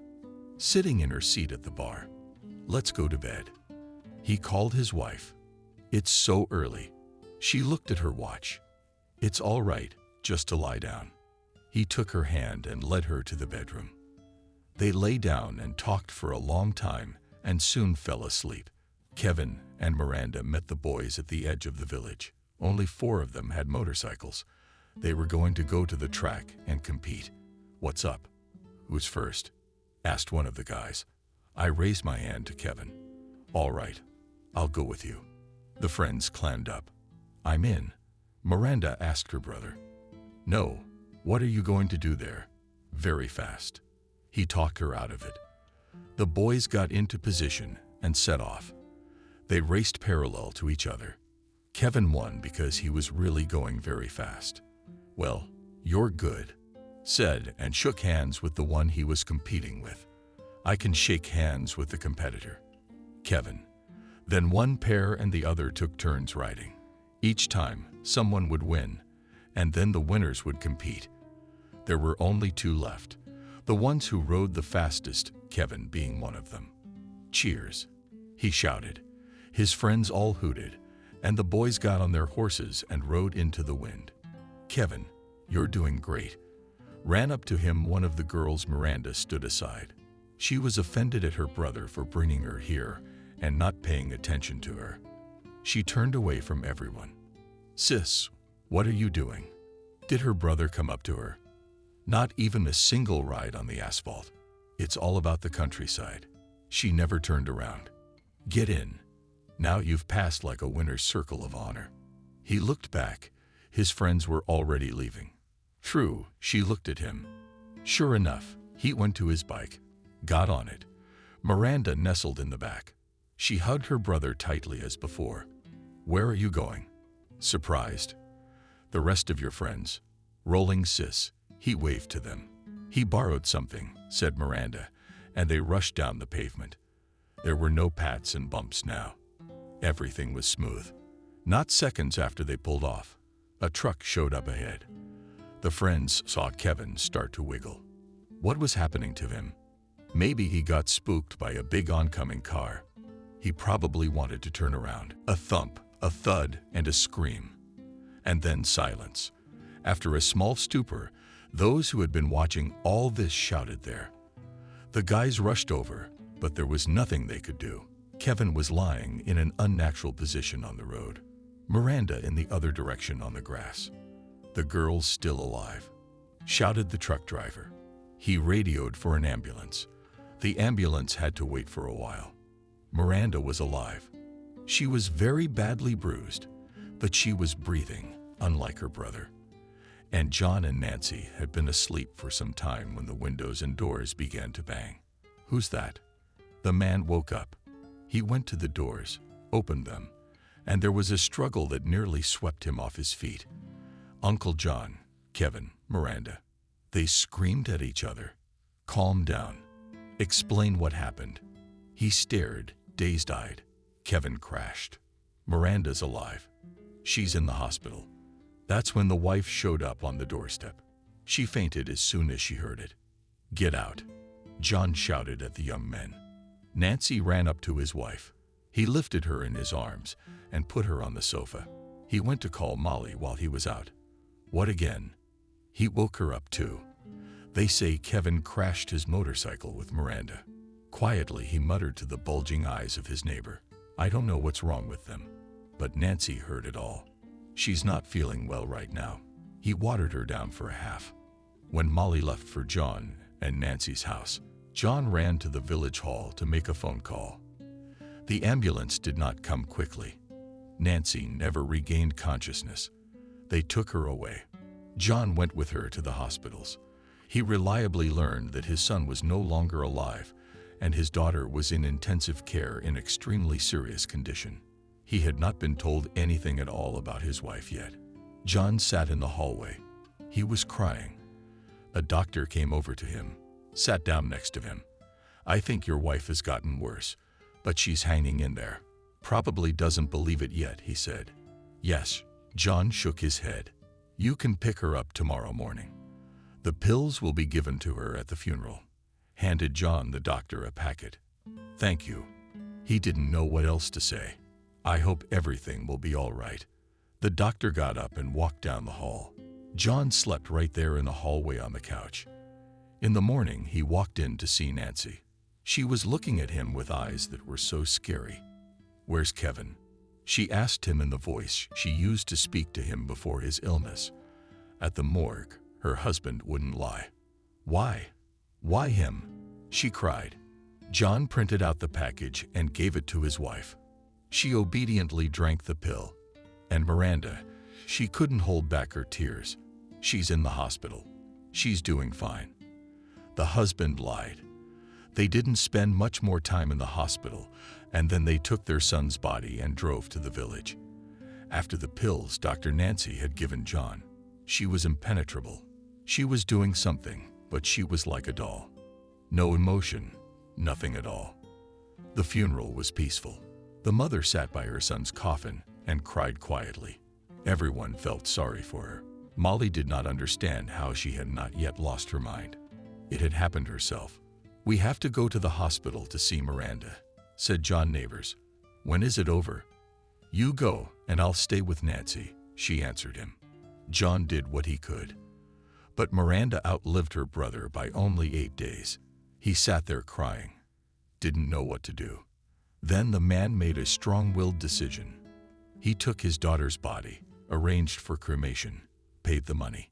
He drove to the village with a small vessel containing Miranda's ashes. He dug it up for his son in the cemetery. "Already back?" Vanessa asked him. "Yes, I have good news for you," said the man, making a happy face. "And what is that?" Nancy, when she wasn't on the pill, was she sane? "Miranda has been taken to a Moscow clinic to recover there." He smiled. "That's good. Let the girl get well," Nancy said. "Do they send children away without their parents?" Molly questioned. "What kind of child is she?" 12 years old. He put his finger to John's lips to keep her quiet. "I see," nodded the neighbor. She didn't know the truth yet. They all sat together. Father's heart was breaking with grief, and he could not even cry. In the evening, when he went to see the neighbor off, He told her everything. She looked at him with big eyes. "John, where have you been?" Nancy looked at him. She wasn't like she used to be. "Out in the yard." He told her. And a month later, the thing everyone feared happened. John was at work. A man came up to him. He said there was a mailman waiting for him outside. What came out? He said he was sorry. He put a telegram in his hand. His son was being taken home in a zinc coffin. No, he fell to his knees, then got up and caught up with the man. "Please don't tell anyone. My wife would go crazy if she found out." He begged the man. "I'm not supposed to," the man replied. What did the comrade come up to him? Nothing. He folded the paper and put it in his pocket. Molly grieved. He fled to her house, not even knocking. What again was she no longer surprised? Robert couldn't have gotten any further with John. It couldn't be. She looked out the window. "Tomorrow, I'll go to town to get the body," he said and sobbed like a child. She supported him in everything, said she would do what he said. John came to town, arranged a car, said that he needed to transport building materials to the villages he wanted to annex to make. Agreed on a price. He came to the military enlistment office. There they offered him that the funeral would be at the expense of the state with an honor guard. But the man refused. "You see, this is my situation." He told them that we'll bury his son quietly. "All right, that's your business," the man in the uniform told him. He threw a tarp over the coffin, told the driver he'd loaded everything up, and off they went. Why didn't the man behind the wheel at night understand? "It just happened," John shrugged. They pulled up in front of his house. The streets were deserted, and only Molly was standing at her gate watching to make sure no one went. Two local strays were prepared to help the man. They walked from the back alley and dragged the coffin into the yard. Here, Molly handed them some more money. "That's it, thank you.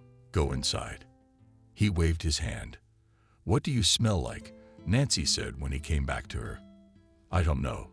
He pretended to sniff his hands. "We should get the bathhouse heated." The wife got up and went into the kitchen. John did as she wanted. They washed up and came back into the house. You don't know why Robert hasn't written for so long. No letters from politics either. Nancy asked her husband. "He'll be here tomorrow for sure," John said. He realized he'd missed the point. When Nancy was busy, he would sit in the other room and write, and then go outside and pretend to get something out of the drawer. And then he and his wife would read together. "Oh, what have we done? A mother should know everything about her children," Molly told him. "I'll get her out of here," said the man. "And the sin is on me. I dropped my son's coffin in the cesspool the other day. I covered it up, but it wasn't human." "You're out of your mind," putting your hand on Molly's chest. "That's what happened. I can't fix it yet. Nancy will understand." And I moved the toilet a little bit. "So he's lying next to us," John said, as if justifying himself for what he'd done. John started drinking because he couldn't bear the grief. At some point he couldn't stand it, went to the barn, and there he laid his hands on himself. And in the morning, when she couldn't find him in the bar, she went out into the yard, and the barn doors were open. She looked in and passed out. I noticed it all too late, when she was on the ground. I ran out, and there was a picture of Molly talking. That's quite a story. Stephen was sitting there looking at her. We took Nancy to the hospital then, and John buried her, and she left there to live here so there would be no questions. She was crying tears that were already visible. "Where is Nancy now?" Stephen asked her. "She was in the clinic for a couple of months, and then she was transferred to a specialized center," answered the old woman. "I see there was a family, and then there wasn't." Stephen shook his head. He looked out the window. It was already light. He realized that he had been sitting here all night. "Okay, I'm gonna go." He got up. "And I'm not afraid to die now." "Did you speak?" She looked at the man. "Come on, you'll live a long time." He shook her hand and left. He decided to walk home. It would give him time to think it over. He walked along the road, and could not imagine how people could have such a fate. It did not fit in his head. He reached the house in the village quickly. In an hour there was a bus to the city. I wanted to take it. I went to the station, bought tickets and went. "Camille, it's me," he shouted from the doorstep. "What's so early?" She rolled over onto her other side.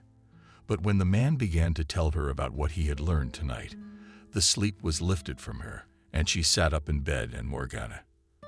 "And what do you think?" he asked her. "We should call the police and bury the guy." "That's fine," she said. "I was thinking the same thing." Stephen looked at his watch.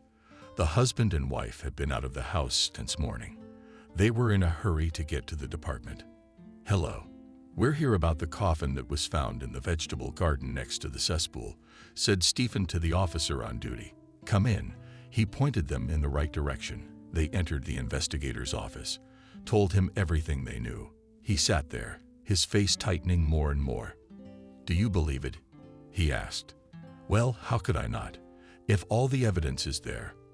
Now it was Stephen's turn to be surprised. All the paperwork had been filled out. It was agreed that the motorcade would be organized. It was also agreed that Stephen and Camille would now leave the department. "I want to find Nancy." The man looked at his wife. "Good. Where do we start?" She didn't understand. He got a car from the hospital, and they drove off. "Hello. I'd like to get any information about Nancy." He went to the front desk. Now the girl started going through the computer. "Oh, here we go. Who are you?" She stared at the couple. "I'm the brother-in-law," the man added. "Good." She told them what clinic she was in now. Stephen and Camille drove to the clinic for the mentally ill. They walked up to the gate. They had to fill out a bunch of paperwork to get in. They were met by Dr. Stephen. Everyone explained to him that he hadn't seen his sister in a long time. She had disappeared somewhere. And now he'd found her. He understood him, turned around and showed him the direction. "She's always sitting by the window reading something on paper," the doctor said. "All right, thank you." They went where the man directed them. Nancy was indeed sitting by the window. There were several envelopes lying on the windowsill. They were so shabby you could see they were more than 1 year old and were constantly being opened. Nancy called out to her gently, "Man, you are my man." She turned around. The look was indifferent. "Yes, you," he nodded. "What did you want?" She stood up and walked over to them. "Tomorrow your son will be buried in the village. Will you come with us?" I asked her if my son was alive. "Every week he writes me letters." She showed them to strangers. "So you don't want to? You realize, Stephen, that all this is useless." "No," she shook her head, went and sat down in her seat. Stephen and Camille realized that there was nothing more for them to do here. They walked towards the exit. "John, did they hear Nancy's voice, that the man had turned around?" "It's true," she asked Stephen, although she thought it was her husband John. "Yes," he nodded. "Good. Pick me up from the hospital. I'm coming with you." After she said that, she went down the hall. "The doctor's burying her son tomorrow. Can we take her?" Stephen asked the man. "You know, I can't authorize that. Only if it's in our car and with my brothers." He couldn't help but let the woman go to her son. "Okay, that would be even better," nodded the man. "Why would you do that?" Camille asked her husband. "At least let her see all her children together one last time." Stephen himself didn't know why he was doing this. "All right, do what you know is right," she agreed. The next day, a car from the hospital and an ordinary car drove to the very village where Nancy had once lived. They went straight to the cemetery. "This way," Stephen showed her. They came to the place where Nancy's son and daughter were buried. In the meantime, the girl had also been given a memorial to Kevin. She sat down on the bench. She recognized him. Camille whispered to her husband. "Yes," he nodded. And after that, the honor guard lined up. A wooden cross was made with Robert's picture on it, but the woman sat there and didn't move. Only when the shots rang out did she flinch. "Are you all right?" the man asked her. "Yes, I need to go home." in case a letter arrives and I'm not there. Raised her head at Stephen. Good. He looked at his brothers. They got up and put her in the car. Goodbye. Waved to them from the window. Woman. Goodbye. Stephen stood and watched with his wife, following the poor woman away in the car. Did she think her life would turn out this way? Camille was crying. No one knows what may happen next. Stephen turned to her. He saw Vanessa's grandmother approaching them. Hello, he shouted aghast to her. She approached the fresh grave and knelt down. That's the neighbor, Camille guessed. Yes, he went in her direction. The stall was brought in.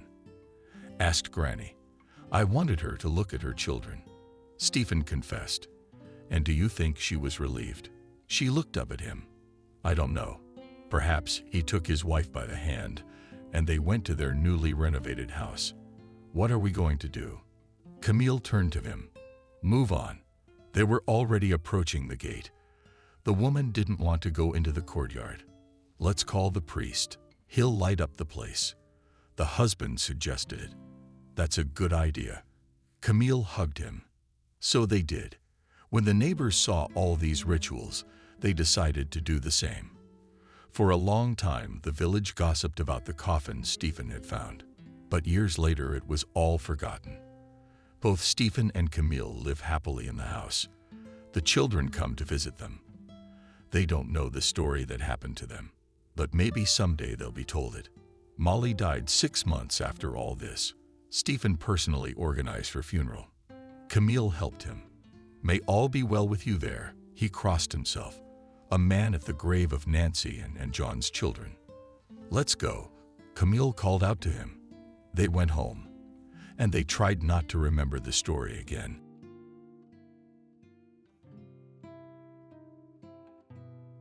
Subscribe and click the bell. The old boat stood dead weight in the garage, and Lisa sat pensively in the front, in the small wooden triangle at the bow. This boat had been made by Dad himself when he was still young, a long, long time ago. He used to take meticulous care of it, painting it every spring with new varnish, touching up and fixing things. Lisa used to come here to visit the boat when she was homesick for her father. As a child, she loved to sit like this on the very edge of the boat, and it seemed to her that she was not riding on the boat, but flying low over the water, like an Indian goddess, sitting on an invisible flying mat. It had been 5 years since Daddy had been gone, and now there was no one to look after the old boat. Lisa's husband, the jovial joker John, has no interest in the boat. He has little interest in anything but beer and soccer. Is she so wrong about him? A few years ago, trying to please her, the daughter of an academic, he took her to theaters, classical concerts, dressed in costumes, and listened to Wagner with her and her father. And then, when they got married, he listened to Wagner for a while too, though Lisa was already well aware that he didn't need it at all. And now he watched soccer downstairs and drank beer every night.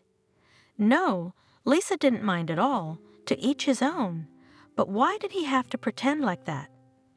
Now she was disgusted by his pretense and wanted to leave so that she wouldn't see him sitting in her father's favorite chair, with his feet up on the low antique table, eating fish on the newspaper, throwing the scales right on the floor, and drinking beer with his friend Kevin, who came to their cottage from the city almost every weekend. Lisa and went away, upstairs in the attic, and painted her still lifes there. Peonies, poppies, field cornflowers in big empty jugs or in light transparent bottles. Her friend Molly, a classmate, came to visit her from the city too. She and Molly had been friends since childhood, since first grade, and they knew everything about each other and shared their deepest secrets. Molly was her complete opposite. Lisa is fragile, shy, was very sickly as a child, missed school every now and then, came down with another sore throat.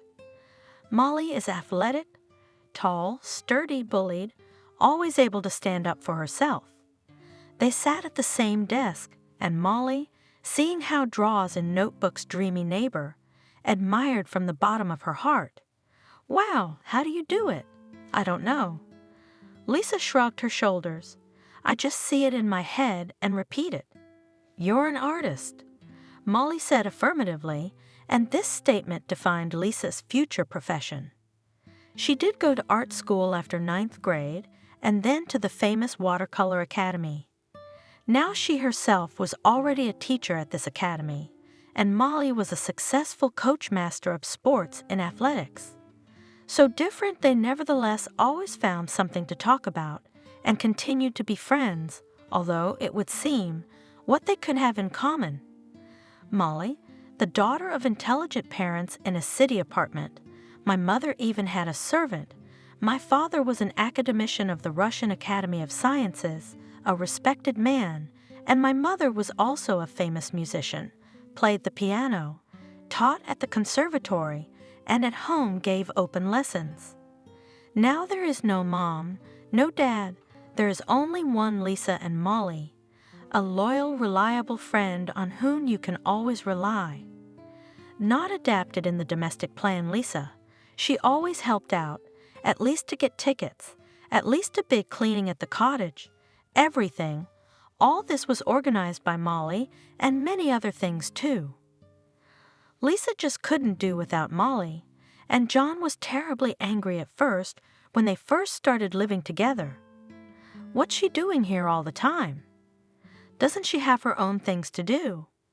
"Why do you do that, John?" Lisa answered with a slight reproachful tone. "She's my friend. We're practically like sisters, you know?" "But I married you." John continued to resent her. "Not that sister of yours.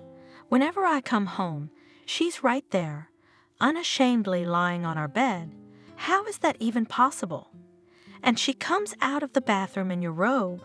I thought she was you from the back the other day. She's sitting at the table by the mirror, with your bath turban on her head, a robe and a mask on her face. I couldn't make it out in the bright light. I came closer, I wanted to hug her, and she started laughing." "What, honey? Did you get it wrong?" "Anyway, you do what you want, but it's got to stop." John went on. "I don't want to live in a threesome, and I hope you don't either." "That's disgusting."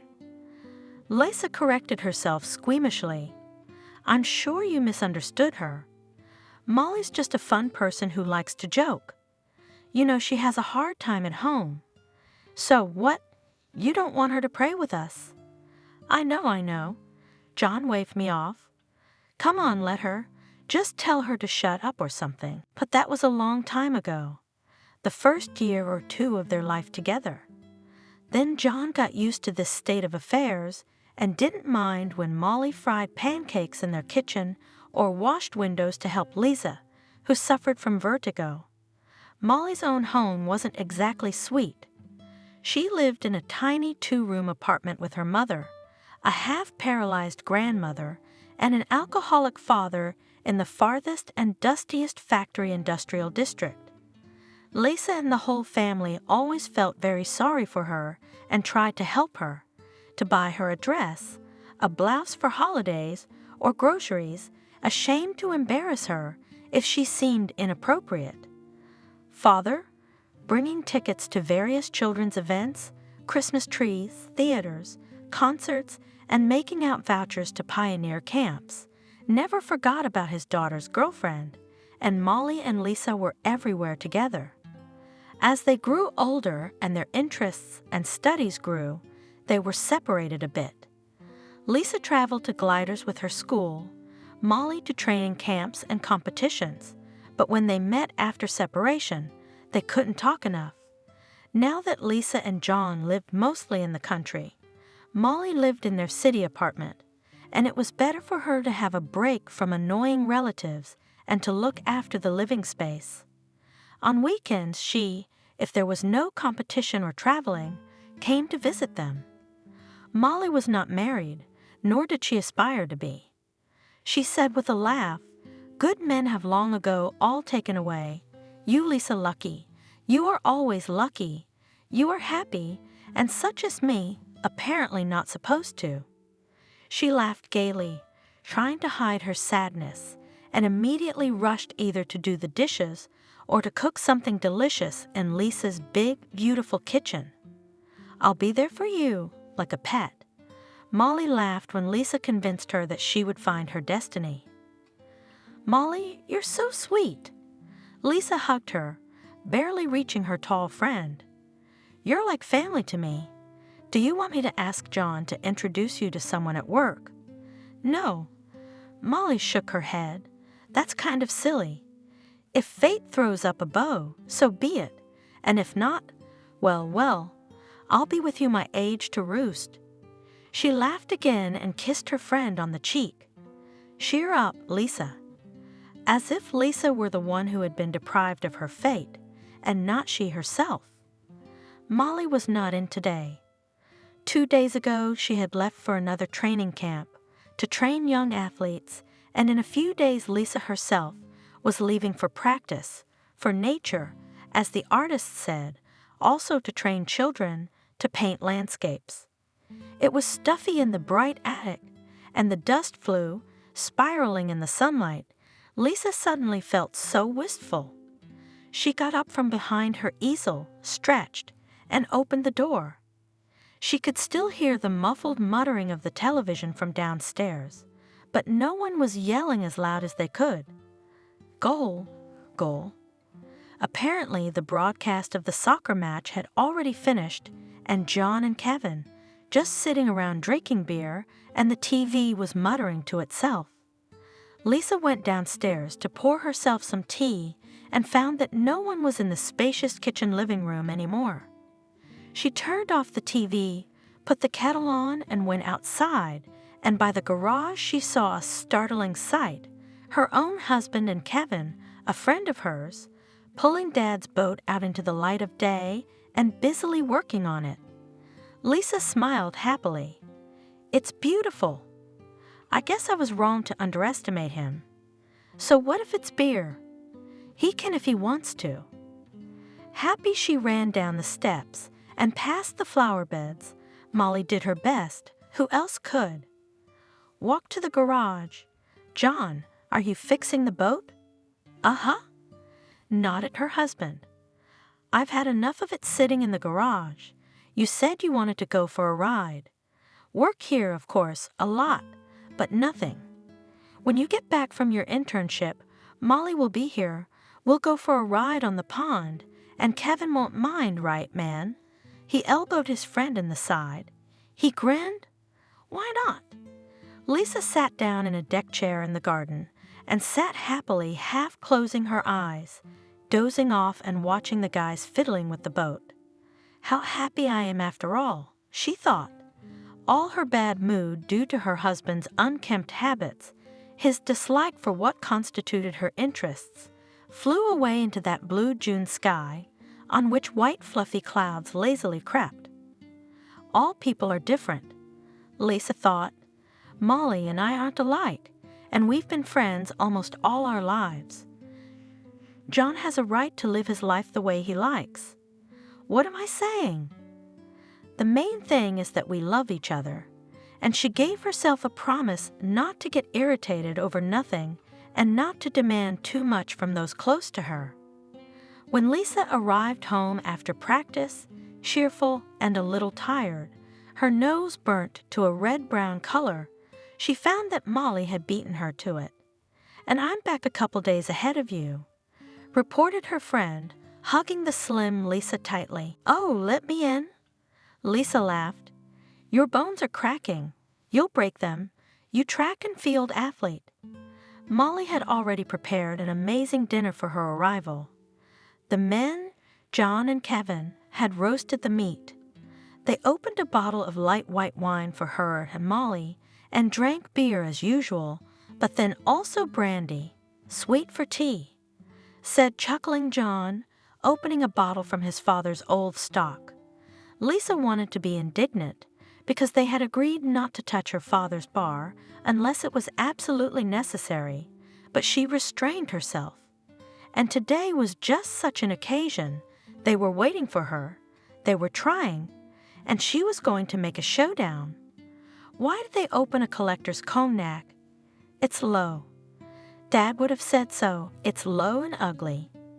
In the morning after breakfast, John, Molly, and Kevin, blindfolding her with a kerchief, solemnly led her to the pond, said surprise. Smiling Lisa guessed, of course, what the surprise was, but she didn't let on. She was trying to play the game of surprise and curiosity, but when they took off her handkerchief for a laugh, 3 times around its axis, Lisa did not pretend to aghast. My God, what a miracle! On the quay stood, barely bobbing on the water, a boat shining with new turquoise paint, and the inscription on the side, Elizabeth, in dark brown ochre, stood out brightly, flashing against the glossy azure. Thank you, thank you. She threw herself around John's neck, and then hugged her friend tightly, and even kissed the cheek of an embarrassed Kevin, who was blushing with embarrassment. Thank you, guys. Wait, there's more. And Molly ceremoniously handed her a large cardboard box. Is it just me, or is it someone's birthday today, huh? Happy birthday. The boys cheered and popped a bottle of champagne. Barely breathing, Lisa pulled a tiny kitten out of the box. Oh my God, Molly, her eyes filled with tears. Oh, it's so cute. Do you like it? Molly perked up. You asked. Lisa clutched the baby to her chest. How wonderful you are, how fluffy. He's tricolored, see. Molly proudly pointed her finger at the tiny body. I'm told tricolored brings happiness. I'm already the happiest in the world. Lisa almost burst into tears of delight and emotion. I have you so. All right. She was stopped by her friend. We're the best, of course. And she laughed, throwing back her head, loudly, joyfully, reminding something of a prancing horse. And now sitting, as in her childhood, on the bow of the boat that had come back to life, Lisa felt a deep sense of peace. How good it felt! Her daddy's old favorite boat, which he had once given her when she was 5 years old for her birthday, pretentiously and lavishly named Elizabeth, was back in service. Here she is silently gliding on the water surface of the pond, cutting through the cassava, algae, breaking through the thickets of lilies. Oh, look, a kingfisher. And another one, and another one. Lisa laughed happily, showing her friends a flock of bright azure birds that flew up in a scattering of jewels near the shore. There were always their nests here, I remember. How long had it been since she had ridden like this on this old pond? What a magical beauty it is here. Hey, on the boat. Suddenly it sounded nearby. Watch out! Cutting through the calm, standing water, a motorboat was rushing towards them, roaring and blasting fountains of spray with its propeller, leaving behind a real whirlpool. Look out! The motorboat was getting closer and closer.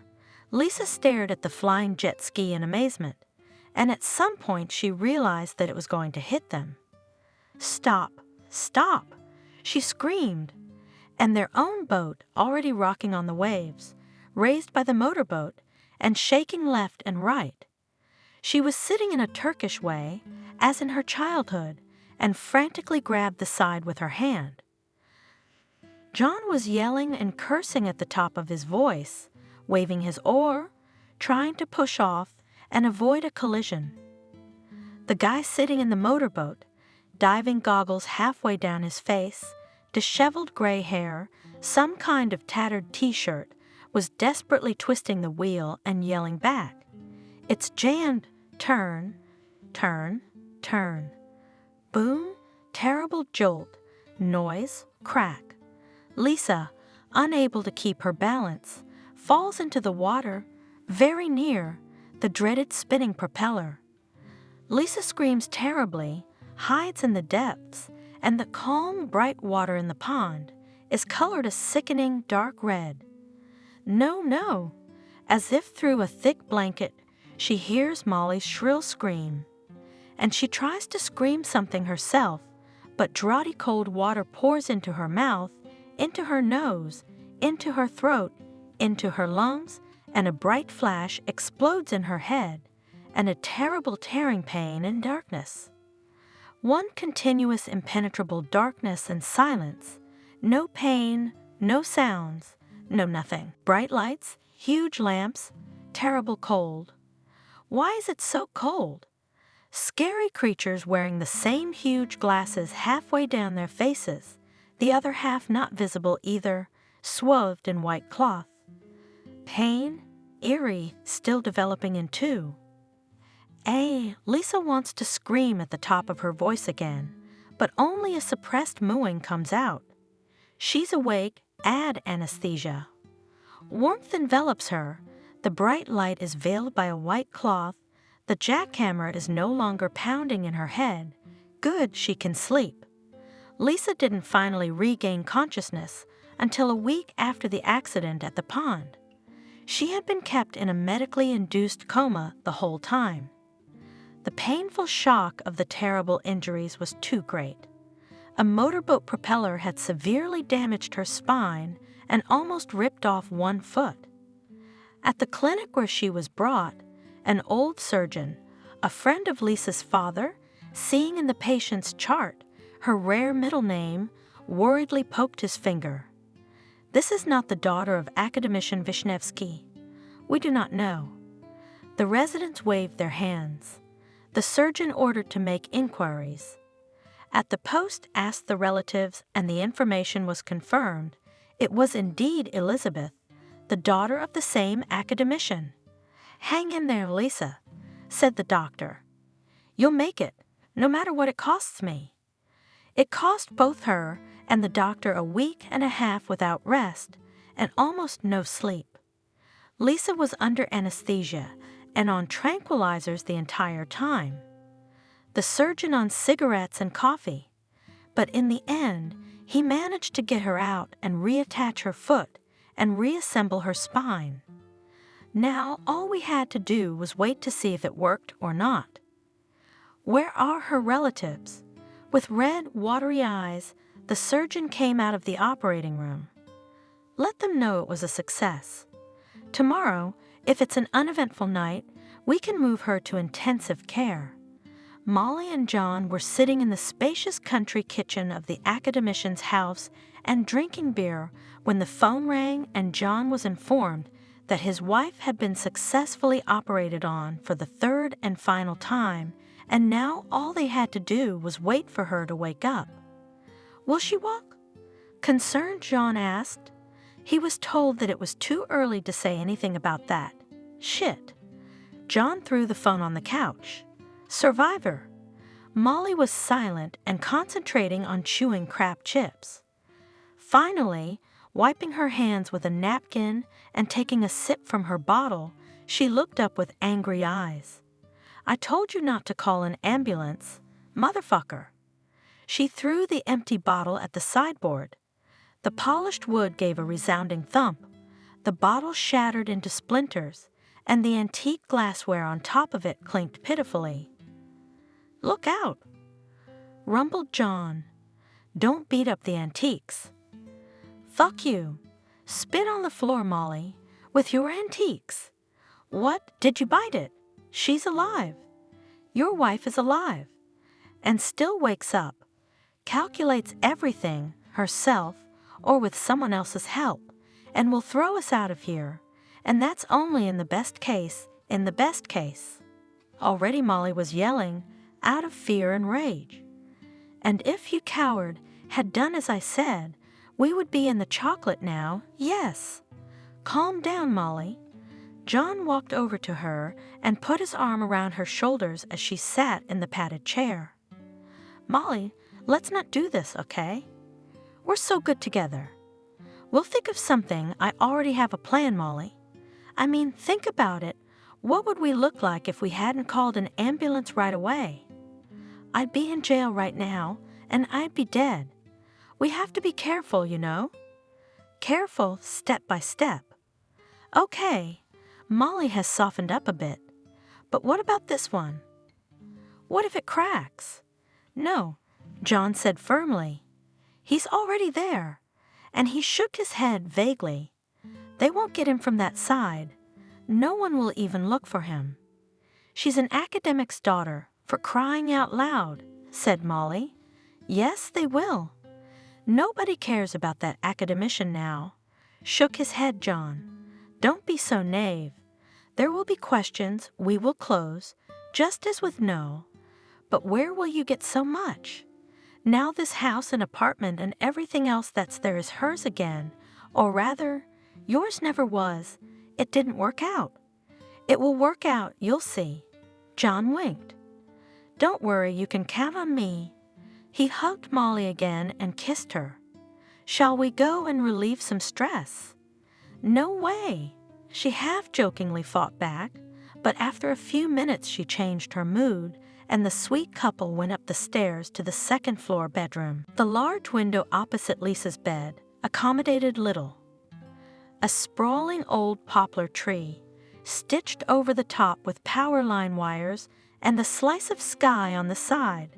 That was all. The night landscape differed from the day landscape in that the tangled mesh of poplar branches lit up the lanterns of the hospital square and drained an unsettling bright yellow light. Lisa was afraid to look at these distant lights shivering in the darkness, and she asked the nurses to close the blinds. The tattered one had another seizure. The nurses and orderlies spoke to each other and shook their understanding heads. Go, give her an injection. Lisa was brought a thick syringe on gauze, lying in an iron cuvette, bent in an irregular oval, and a painful injection was given through a catheter.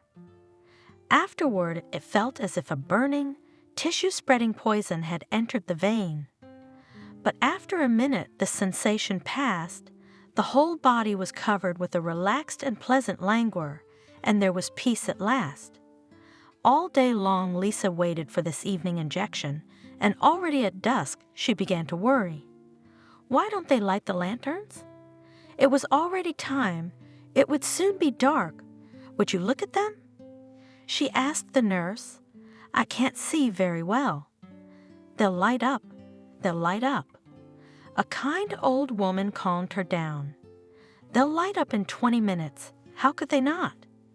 These 20 minutes seemed like an eternity to Lisa, and she twisted in the bunk as much as she could, but she could only move her arms and head. She couldn't feel her lower part at all. Finally, the damn lights would come on, and after another half hour, the cherished injection would come. That was it. One could sleep and think of nothing, sleep until morning, or better yet, until next year, or quite well, fall asleep and never wake up again.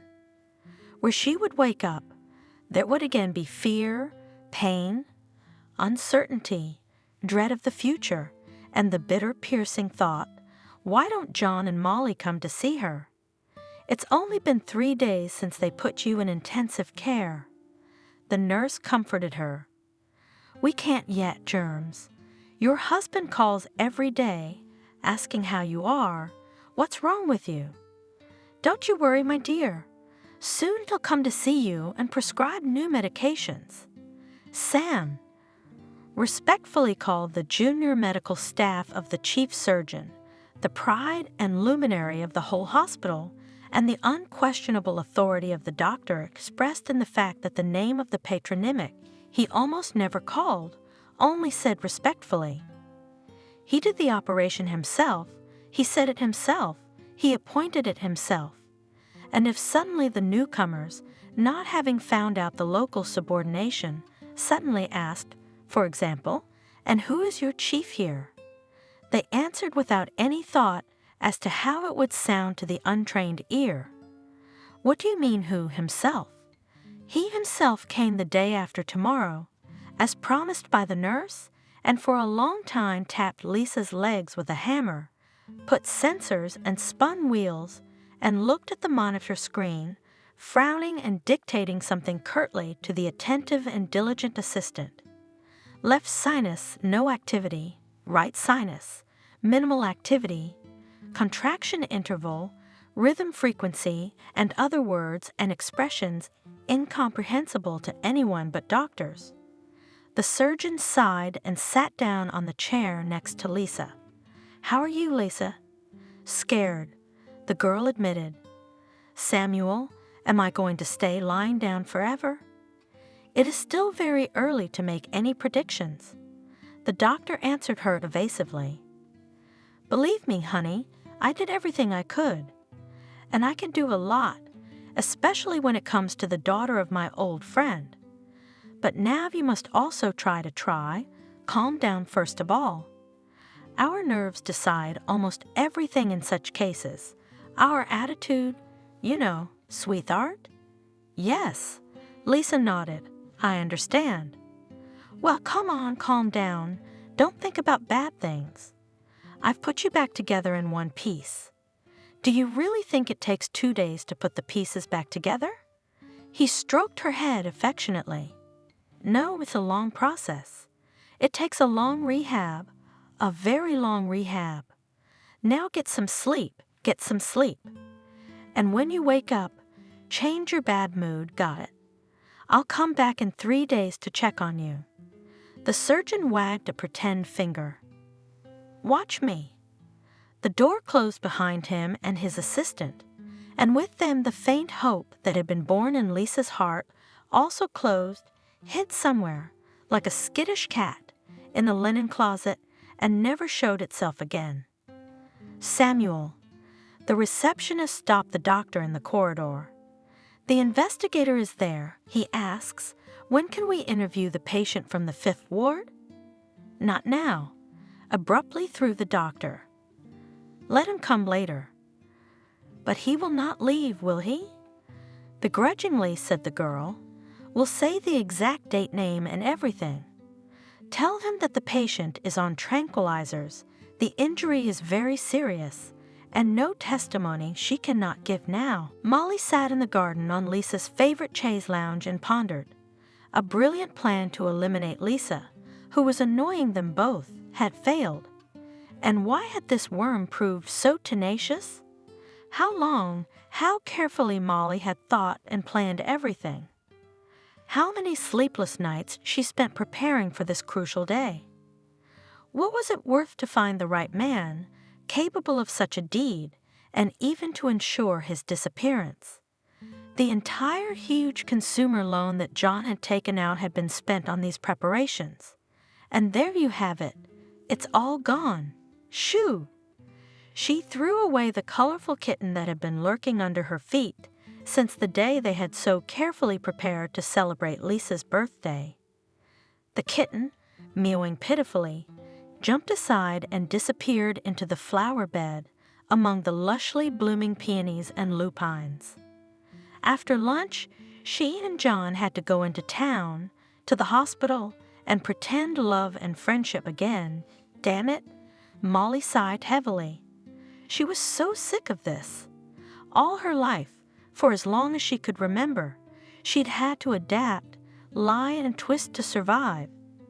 In the filthy room of the wooden house where she lived with her out-of-her-mind grandmother, it was necessary to ignore the stench and mess from an early age. Her grandmother often went under herself in her sleep, and also dragged some kind of junk from the dumps and spread it around in all the corners. In the next room, a little larger, lived Molly's parents, Father Alcatch and Mother, tortured, exhausted, aged before her time, factory worker. When Molly first went to kindergarten, she, like most children, cried, in a clean, shining group, and kind-hearted teachers consoled her. "Molly, do not cry. After lunch you will go home, your mother will come for you. Don't cry." But little Molly kept sobbing and sobbing. She did not want to go home at all. Here in this abode of cleanliness and comfort, where it was so wonderful, tasty food from clean plates, and you could play as much as you want with new, standing on the shelves stacked, as in the store toys, she would gladly stay to live. No, no.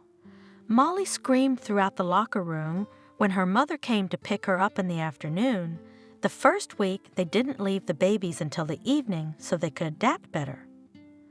I don't want to. I don't want to go home. What is it with the child?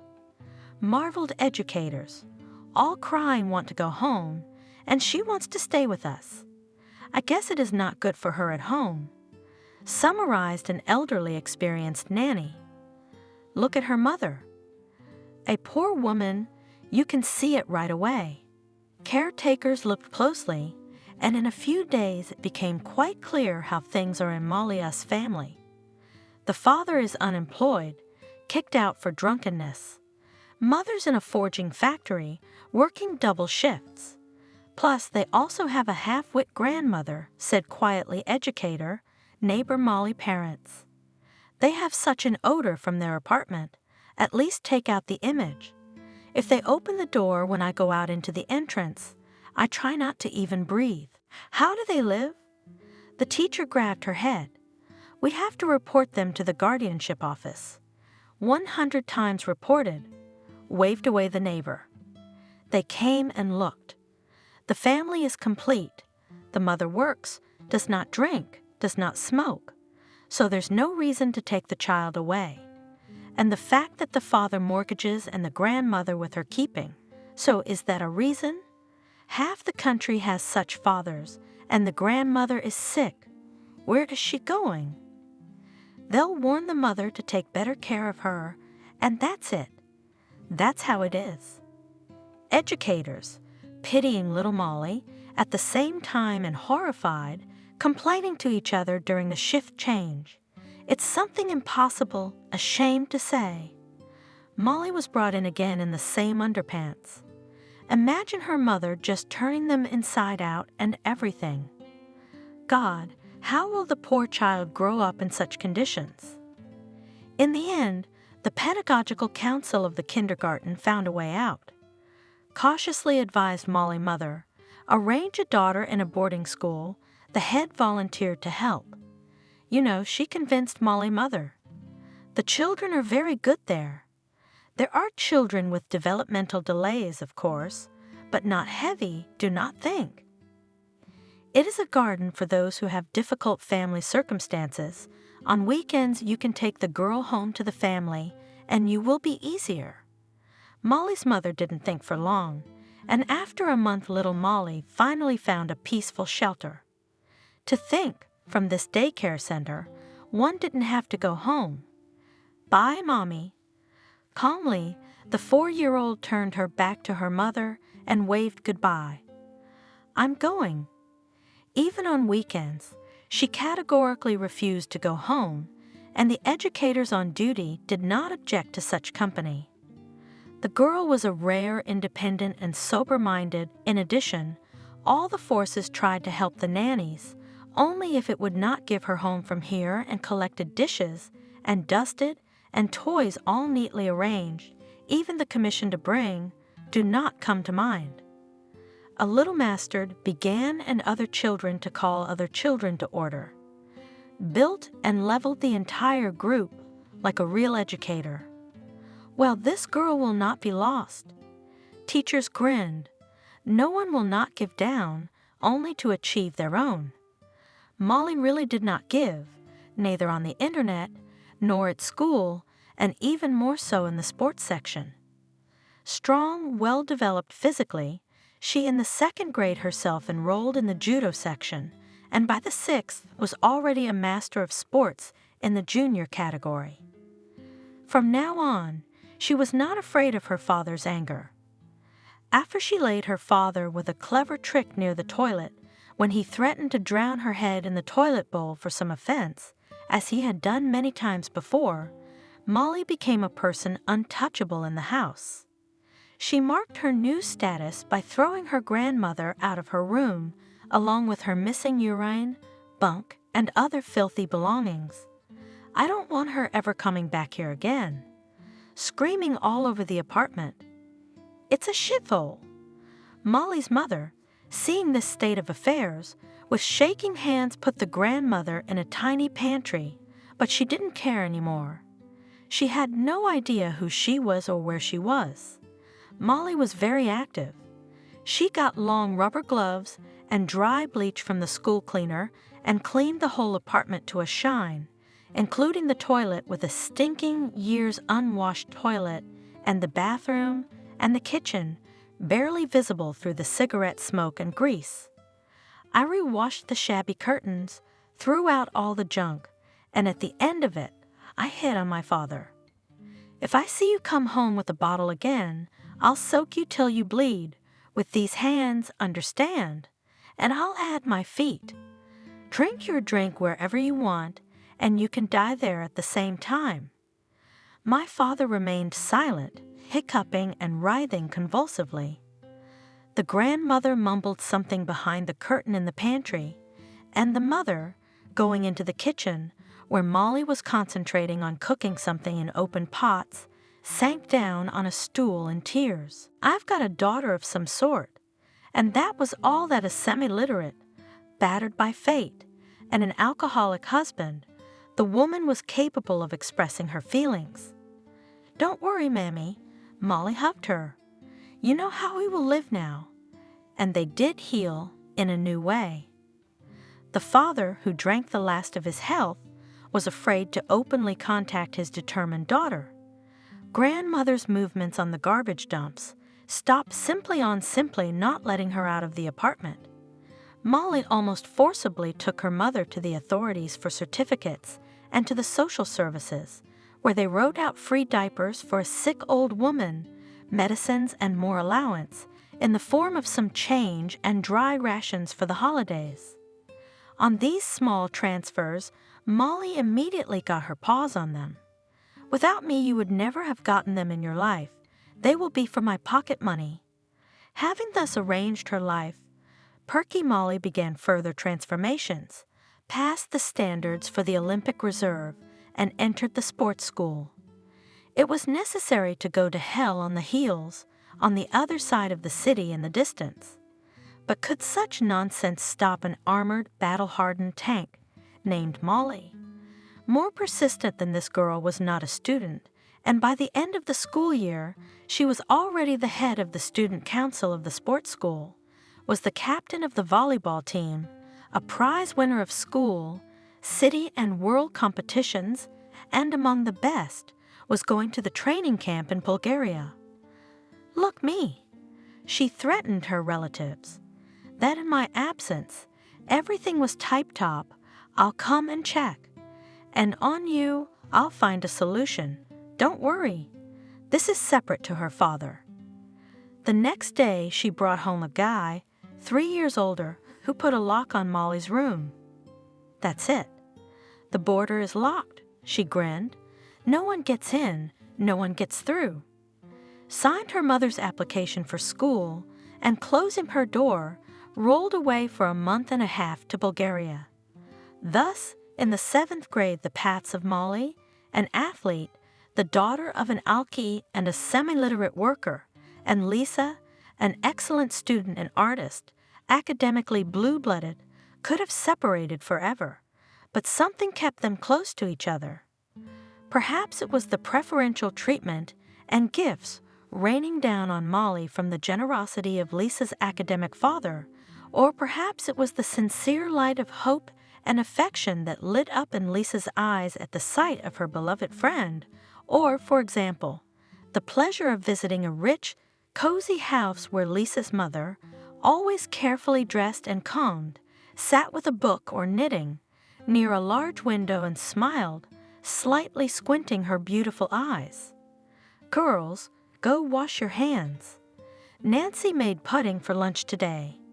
And Nancy, a full-blown, ruddy-haired girl, happily bringing out of the sparkling clean kitchen incredibly delicious dishes. And how do people cook such things? And all this decent, comfortable, real life in which she, Molly, admitted only as a guest, over the years growing up and gaining experience, Molly more and more often began to ask herself the question, and why is it that some people have everything and others have nothing? Why not she, Molly, had such a rich house, delicious food, servants, and no problems, and the sickly, weak, and weak-willed, as Molly thought, Lisa. Well, yes, she had been lucky in life. She was born the daughter of an academic, but why does it always have to be that way? She is Molly, 100 times more worthy of a good life than this unfit, whiny worm who can't do anything useful. She can't cook, of course, all the maid and Mom did, and she's afraid to get her thin, weak fingers dirty with anything but her lousy, useless paints. She can hardly even pay the rent. Since her parents are gone, all household chores have fallen on Molly's shoulders. Look, Lisa showed her the piece of paper Lisa had thrown in the mailbox. It says it's time to have the meters checked. What's that? I don't even know who to call. Come on.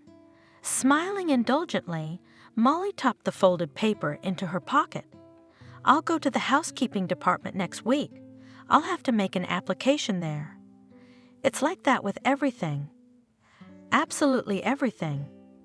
It got a little easier when that foolish fool somehow managed to get married. Molly herself had long since given up those silly teenage dreams. Here she will meet a beautiful prince who will solve all her financial problems and take her to a beautiful future on a white horse, that is, in a Mercedes, of course. In fact, the Prince Charming, at least the ones that Molly came across, needed only one thing. And that didn't include solving her problem and organizing a happy future. And where was she to get so much self-control and intelligence not to show the princess her immense strength, both physical and volitional? Those beautiful princes who hung out in rich restaurants and nightclubs, as well as hanging around at concerts and conservatories, were out of reach for her. She had it all obviously painted on her face.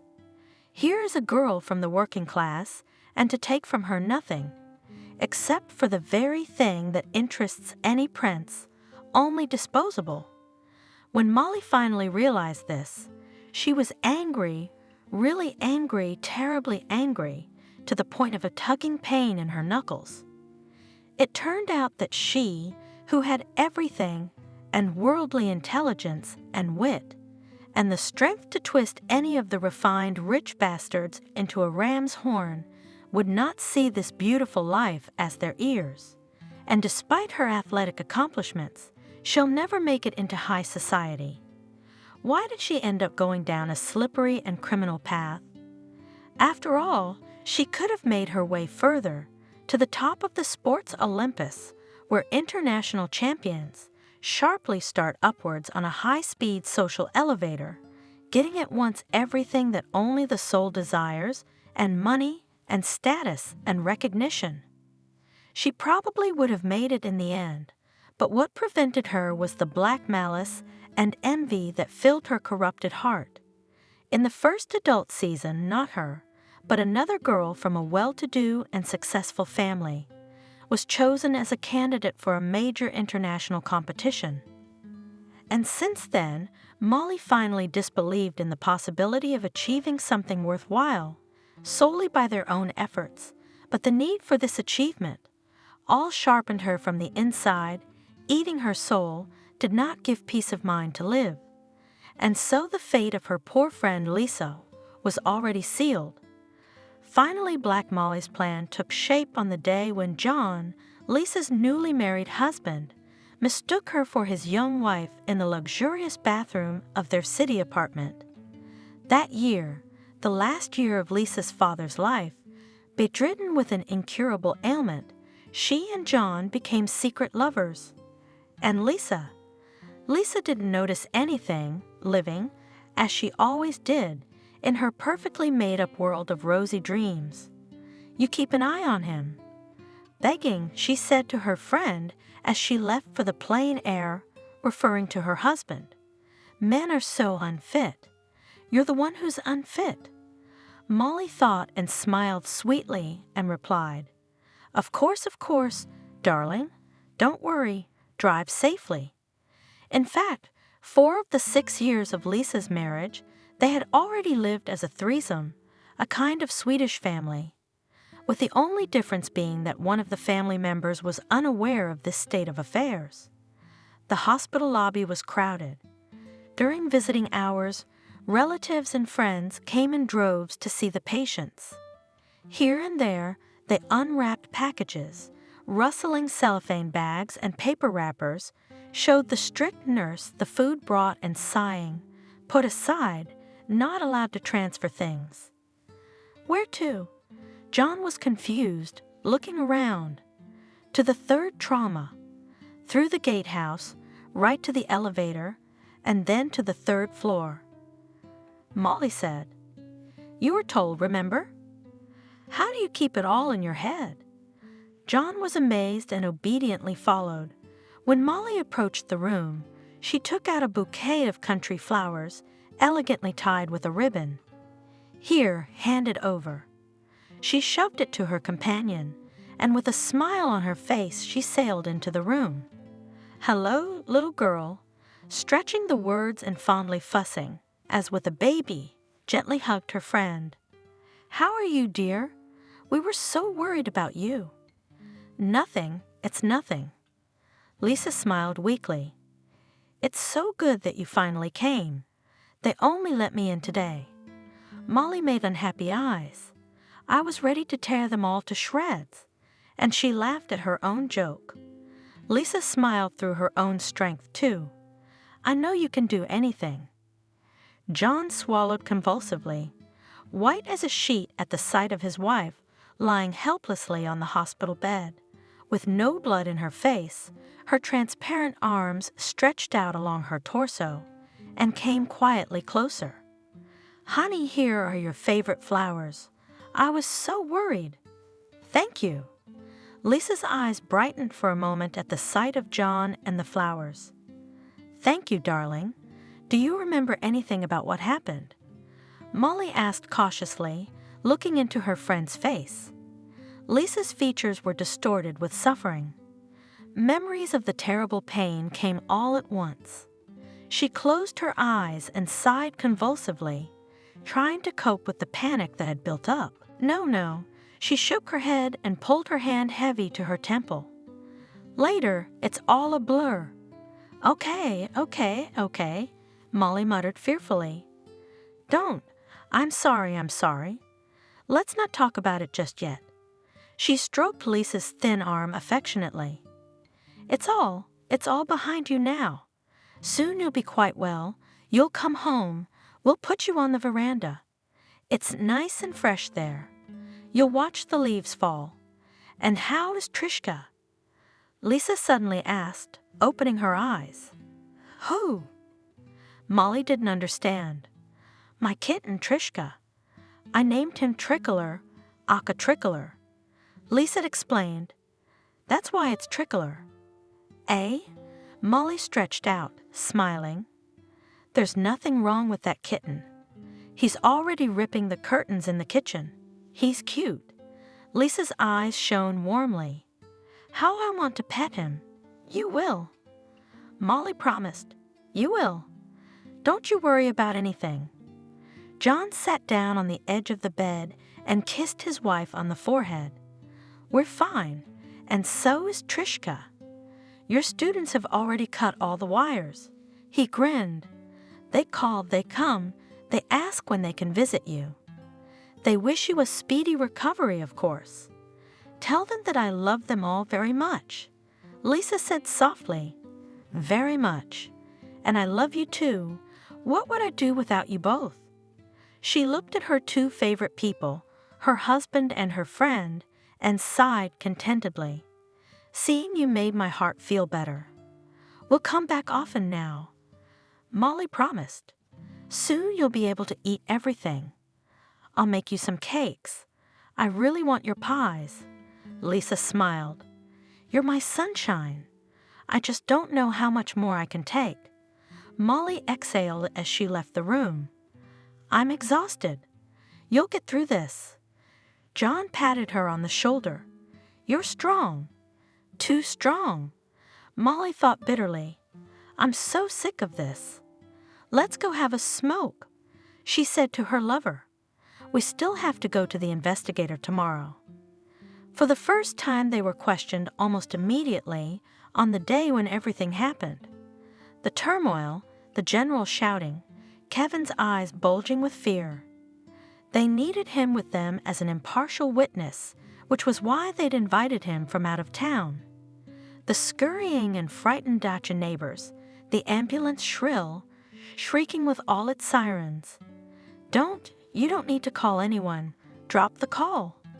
Quietly and insistently, Molly said to the frightened John, while he was frantically poking at the buttons of his phone. At the same time, on the grass, covered with Lisa's fresh blood, a dazed Kevin was trying to give her CPR. He dragged her, mangled and bloody, to the shore, yelling and cursing at her and interspersing his shouts with a foul language. Don't you understand? John hissed at Molly. Now the neighbors will call an ambulance. Look what a crowd. And the police will call too. What will I say later that I couldn't get through? No, this is how it's going to be. Look at her. Can she really wake up after something like that? And with shaky hands, he pulled a cigarette out of the pack. Lisa. Molly, pretending to be desperate, threw herself again to her friend lying on the grass, seeing the neighbors running around. What on earth was going on? Who thought to put this rusty iron on the water? The guy who was driving the motorboat had disappeared, and now it was rolling on the water from side to side, standing, banging the engine not turned off near the shore, kicking up sand and green cassava. Somebody. Molly begged, "Turn off that damn motorboat, for God's sake." The man's neighbors immediately went to turn it off, and after a while earned the curses of the operatives who arrived on the scene. Why the hell did they get in the boat? Now they've got all the fingerprints covered.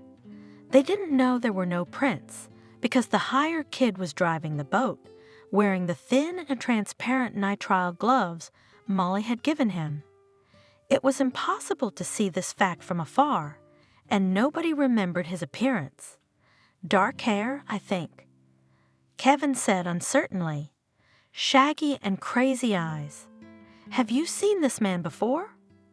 We asked all the eyewitnesses one by one. No, they were shaking their heads, and so was Kevin. Never seen here, never seen anything like this at our dachas. He looked like an Armenian or an Azerbaijani, Kevin recalled, wrinkling his forehead, or maybe a Tajik or a Korean. The operative smirked. I don't know. The interviewee was confused. It was far away at first, and then no one looked at him. So what was wrong with his eyes? The question was directed at Molly. He was wearing glasses. She told the operatives confidently. Big diving goggles, so I don't know what kind of eyes were under there. She spread her hands and suddenly howled thinly and pitifully, like a she-wolf who lost her Volchenka. Find him, find him. I beg you. Find the bastard. Lisa, my friend. She's like a sister to me, you know. Molly screamed and sobbed, her face swollen with tears, and to all further questions addressed to her, she only shook her head stubbornly and sobbed. Lisa, my friend. The girl is hysterical, indifferently stated the operatives. You see, she was taken to the medics. The ambulance arrived, loaded Lisa into the car with all possible precautions, and drove off with a shrill screech, leaving the paramedic in the village. Taya, take care of the shockers. The doctor commanded the woman and jumped into the departing car. We'll send the locals for you as soon as they get here. The paramedic covered Molly with a blanket, gave her a sedative injection, and told John to give her tea. Do you have any valerian, chamomile, peppermint? I don't. In despair broke his hands. I don't know. There's something in the locker over there. He didn't even have to pretend panic and horror. He was already in that state, only not from the fact of what had happened, but from the fact that his wife was still breathing when the ambulance arrived. Is she gonna be okay? Do you think she'll be all right? Every now and then, he asked the paramedic, concentrating on the jars in the kitchen cupboard. "I'm not a doctor." She fought back at first, but her inconsolable husband wouldn't let up, so she had to come clean. "You must brace yourself and prepare for the worst, young man. I've seen a lot. The injuries are too serious." For sure, if Lisa had fallen into the hands of another surgeon, it would have been all over for her. But for her luck, or maybe for her misfortune, it was myself who was on duty at the trauma center that day. A month after the described events, there was some improvement in her condition. Instruments showed that the nerves in her spine were responding to the irritation. But why can't she move her legs? John asked the attending physician with a dejected face. "You see," he replied, "with this kind of trauma, the internal connections in the body are disturbed. How to put it simply? The brain does not react sufficiently to the fact that the spine can function again. There's like this natural blockage. You need long rehabilitation, special exercises. A special specialist deals with such patients. We recommend you after discharge. You don't have to worry." Finally, the investigator broke through to Lisa and, putting on a white coat, entered the room. "Good afternoon. I'm the investigator in your case. You must tell me everything you remember about the day of the accident." "I don't remember much." Lisa's eyes filled with pain and tears. It was so terrible, so swift. "Yes, I understand," the investigator said softly. "But still you must try. What did the man who was driving the motorboat look like?" "Like a big frog," said Lisa. "A big and bug-eyed frog. No, not even a toad, you know?" "Not really." The investigator shook his head. "Try to describe your impressions in more detail." "There was something wrong with his eyes," Lisa said with effort. "And the hands, they were some. Like what?" The investigator stepped forward. "Slippery." Suddenly, Lisa realized what she was feeling. His hands were slippery, sticky. "How can you say that if you haven't touched his hands?" The man clarified. "I don't know." Lisa shook her head. "It just seemed that way." "All right." The investigator sighed tiredly. "Let's write it down in the protocol. Sign here, please. You see, it's written down for my words and so on. None of the testimonies of the uninjured, not those given by eyewitnesses, did not help the investigation, because the criminal who drove the motorboat had long ago crossed the border of the country, leaving immediately after his pernicious deed, in a car with a buddy waiting for him in a nearby grove. Molly found this man moonlighting at neighboring dachas, in another settlement, not in the academic one, and promising big money for him.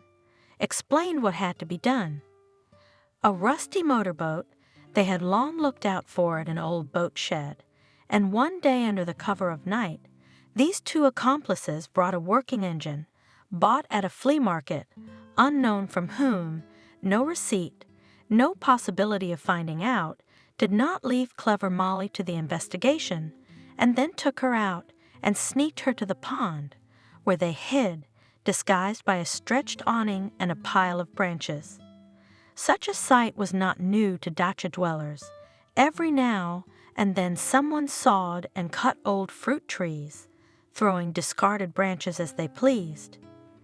It's disgraceful, they've dragged a pile of cuttings again. The dacha dwellers were squeamishly wrinkling their nose, bypassing the obstacles. That was the end of it. Apparently, Lisa turned out to be much stronger than everyone thought. She was getting better every day, but only with one half of her body. The lower half was still not obeying her. One afternoon, she was approached by a fit, muscular man with nice brown eyes. "Lisa, good afternoon." "Hello." Lisa was surprised. "I don't believe we've met before." He wasn't wearing a medical uniform, just light sports clothes, so she didn't understand why some stranger had come and was calling her by name. "So we've met." The guest smiled. allow me to introduce myself. I'm your physical therapist and exercise coach, William, he added. Nice to meet you. Lisa sighed with relief. Did I think that one of the visitors had gotten the wrong room? No, William laughed. I'm attached to you now. He looked at Lisa affectionately and kindly. I apologize for what I'm about to do, but you'll have to bear with my interference. Ready? Yes. Lisa nodded apprehensively. I guess so. Then let's begin. He gently felt her whole body with his strong and warm fingers, starting, oddly enough, with her head.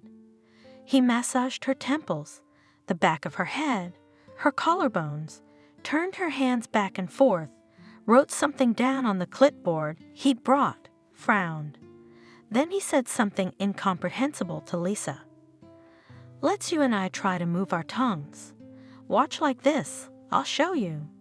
And as a result, for 15 minutes, they made different faces, opened and closed their mouths, and made all sorts of sounds. What's all this for? Asked the tired Lisa in the end. Everything in our body is connected. William answered her. It seems to you that the tongue and the locomotor system have nothing to do with each other. But in fact, this is completely wrong. When we exercise with our tongue, it has a very effective effect on our pelvic floor, and our legs are attached to it. Do you see the connection? Sort of. Lisa nodded.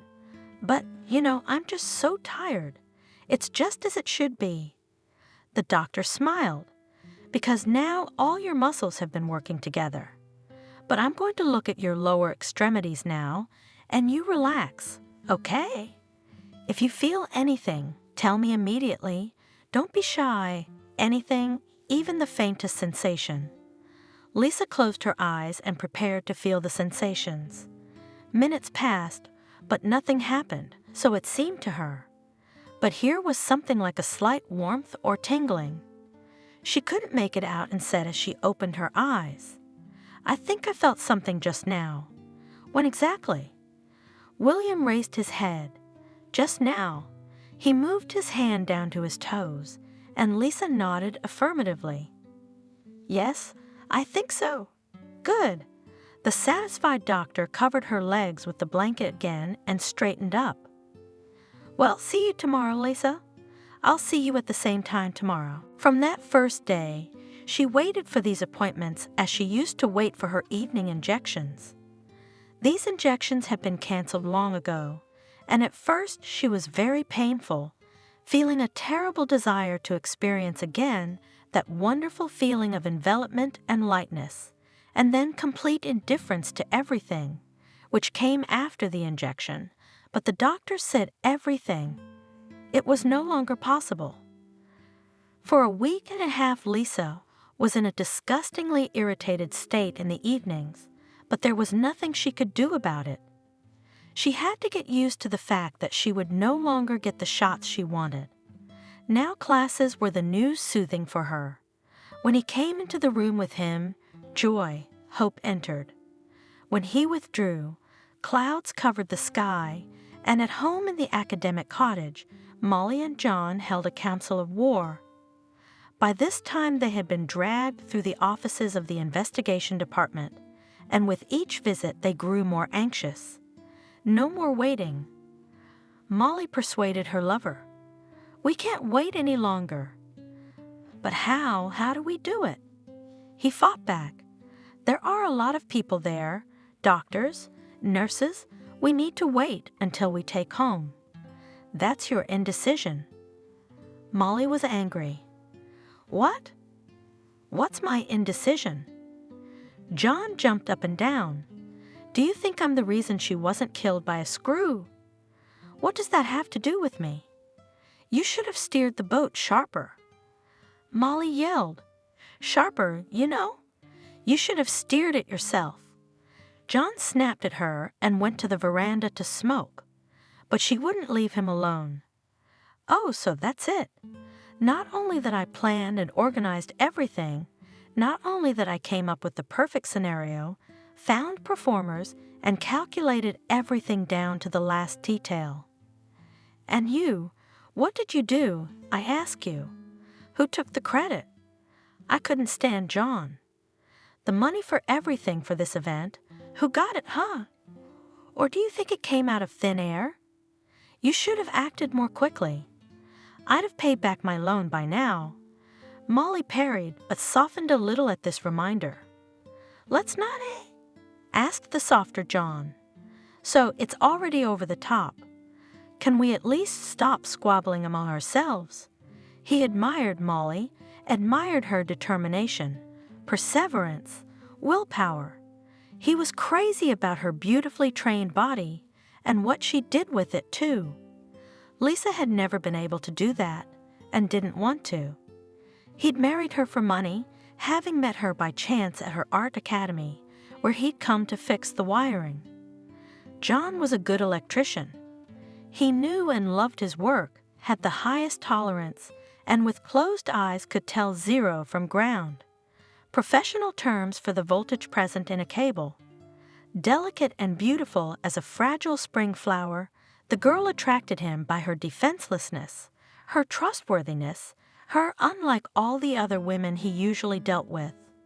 When it turned out that she was also the daughter of a famous academician who had a lot of material wealth, which John so aspired to, he added momentum, and soon they had already set the date of the wedding.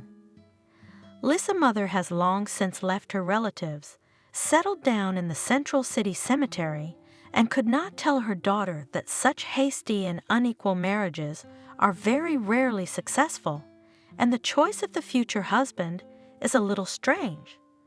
But what could be in common with her, raised by caring parents with love, intelligent to the marrow of his bones, received the best education, passionate about painting, a young girl and a working electrician who finished 9 grades in the school, and the father was already too ill to be well-oriented in what was happening. Perhaps it was this circumstance that pushed Lisa into the arms of the handsome electrician. She was insanely afraid of being alone. What do you think of him? Shy and blushing, she asked her faithful friend Molly. She squinted her eyes and winked. Everything seems to be in order. Did you check the working machine? What machine? Lisa didn't understand, and having understood, with the help of her friend, the essence of the joke, she blushed thickly. Come on, Molly, don't joke like that, please. I'd forgotten that you're a fairy princess. Molly teased her chaste friend, saving herself for the one and only. Don't, Molly, Lisa confused. Why would you do that? All right, all right. Molly threw up her hands in a conciliatory manner. All right, I'm out. I made a bad joke. I'm sorry, I'm a fool. You're not stupid at all. Good Lisa gently stroked her friend's arm. You just have a different upbringing. You know, I wish I could be like you, as brave as independent. Lisa sighed. But you can't. I am who I am, and so are you, and it's not our fault. It's not our fault. Molly agreed lightheartedly. Come on, enough of this. At the very end of September, Lisa was finally discharged home. Now she moved around the house in a wheelchair, accompanied everywhere by a nurse, and was a terrible burden to John and Molly. William came to see her 3 times a week for remedial exercise, and the rest of the time, if she was awake, she sat on the big glass veranda, sketching or working on endless still lifes and landscapes. Now it's time, said Molly, one evening. And don't mind any more. I've already made an appointment for Wednesday. Don't worry, it'll be fine. Seeing how John's face changed, she put her warm and strong palm on one knee. Just a little more and we'll be free. Are you sure? He looked at her, concerned. Quite sure. Tomorrow they left to get passports and returned in high spirits, with beer, lavender tea for Lisa, and a large cake. Baby. John called out as he entered the veranda. We're back. The cake's here. Let's go and have tea. Okay, she smiled at him. Now, The executive nurse helped her gather her brushes and paints, and after rolling her to the dining room, she left to wash the collected art supplies. Molly, smiling like a fox, showed Lisa a large packet of pills. "Look what I bought. A friend recommended it. She says it helps you sleep well and relieves anxiety. Shall we try it? You're my good, caring friend." Lisa was touched. It did not occur to her to doubt the good intentions of her dear friend. "Of course we'll try it, because everything is dreaming different things. My head is cracking as I close my eyes. My heart is fluttering, as if it is about to jump out.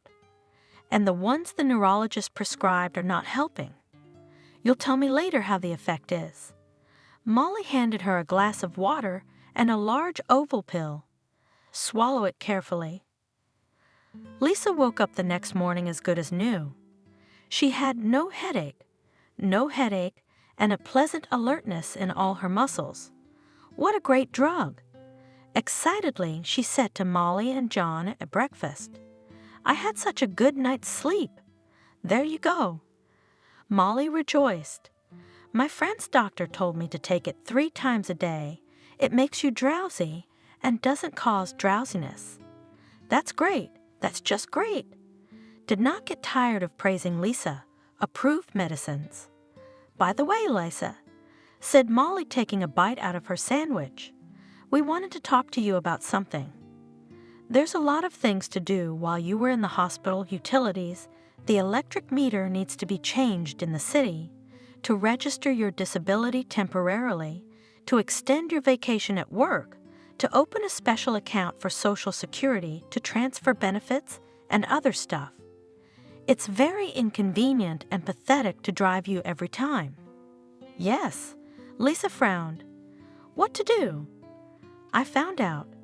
Excitedly, Molly continued, "that you can get a special power of attorney from a notary with all the rights so that everything can be done without you. Expensive, of course, but no matter what the issue at any time, you do not need to bother. Can you imagine how convenient?"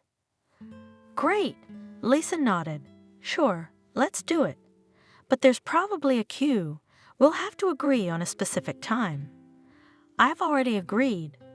Molly winked. "There won't be any lines.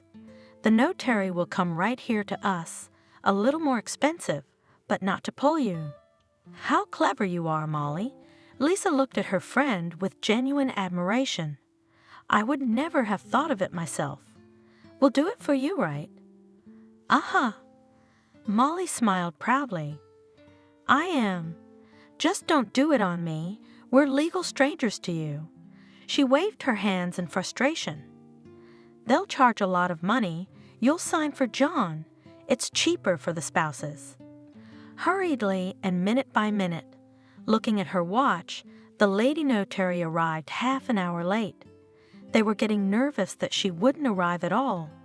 But they explained it to you, didn't they? Transactions today, it takes a lot of time. It is impossible to calculate to the minute. She snapped at them. "Where's the patient?" "This way, please." Molly went to the veranda. "Lisa, the notary is here." Sitting without her easel for the occasion, Lisa turned around. "Hello, hello," said the lady, pulling papers out of her briefcase. "What's your name?" "Lisa." "Why?" "Name and surname, your patronymic, and your year of birth, as it is supposed to be." The lady replied irritably, not looking at Lisa, and writing something in a thick, huge book. "Oh, I see. Elizaveta Vishnevskaya." After a minute, having torn herself away from the notes, she said, "Familiarize yourself with the text of the power of attorney." "Oh, so much." Lisa was amazed. "Do I have to read it all?" "As you wish," the notary said dryly. "I inform you that the power of attorney with the right to manage and dispose of all your property is issued in the name of your spouse, John. Year of birth, passport data, registration is made on a special form, recorded in the electronic registry. If you want to cancel." She kept saying something, In Lisa's head, every word was a mess. The lines danced in front of her eyes and merged into colored ugly spots. Do you understand? The notary's last question brought her out of her stupor.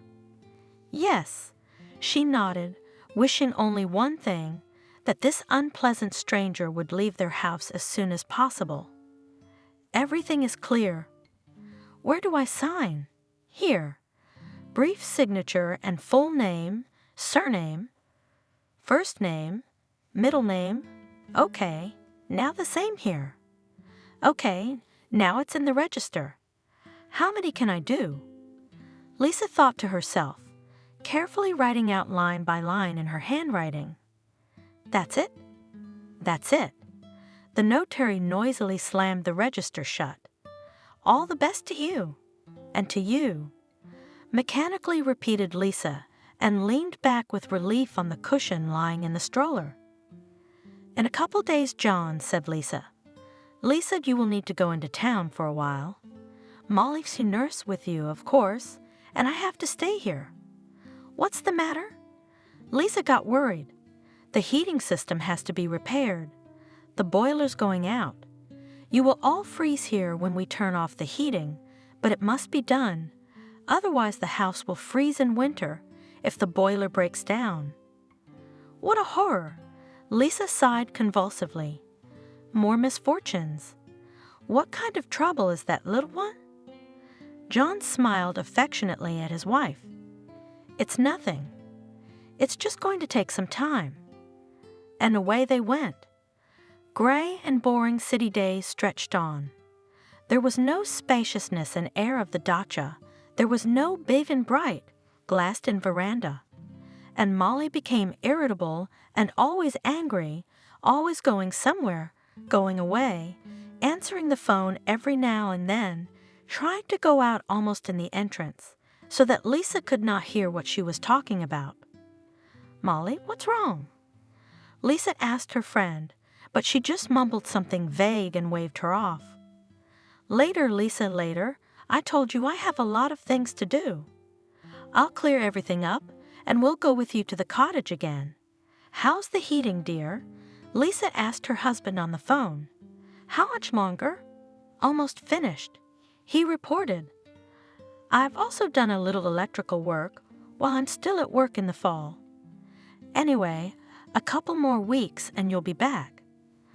Lisa was anxious, worried, and probably wouldn't have slept well if it hadn't been for the wonderful pills. When she took them, she was much less worried about everything that was going on. Now she had to take 2 pills at once, but that was nothing. The main thing was that it helped. And only the grown-up motley Trishka, Lisa's favorite fluffy ball, jumping all day, pleased her weary heart, and William, who came as carefully as to the cottage to study. You must try harder, said he, Lisa. They had long ago switched to you for convenience, and you've been slacking off lately. You've become sluggish and relaxed. What's the matter? Yes, I'm very worried, Lisa complained to him. Molly's having problems at the cottage. She's busy with her chores. Let's concentrate and work, William urged. Do you want to get back on your feet by spring or what? I do. Of course I do. Lisa smiled. I'll do my best. At last the repairs were finished, and she was taken back to the cottage. Lisa didn't notice any special changes, and there shouldn't have been any. The repairs were mainly in the basement, changing pipes, something else, John explained, but she didn't really care about the details. The main thing was that now her favorite veranda was at her disposal again. One night at dinner, Molly said, as if by accident, Lisa, I'm going to have to go away for a while, because we have some important meetings. I've missed a lot already, you know? Sure, what are you talking about? Lisa nodded. Go, of course. Let John take you to the train, or whatever it is you're going to do. That's the point, said Molly. Exactly how do you get there? All of ours had already left, and I decided at the last minute. It was a shame to leave you alone in the city like that, you know? That's why I can't get the tickets I need. Airplane tickets are too expensive, and the train tickets are all sold out. Would you mind if John gave me a ride to New York in his car? And from there are good tickets. I checked. Of course, what are you talking about? Lisa exclaimed. Who would I be if I objected? You both care about me so much, of course you'll go. Then we'll say goodbye. Molly smiled. We have to leave early tomorrow to make it on time. We'll leave at 4 o'clock in the morning, right, John? Sort of, agreed John. And you, honey, sleep, don't worry. And don't forget to take your pills. They're good for you.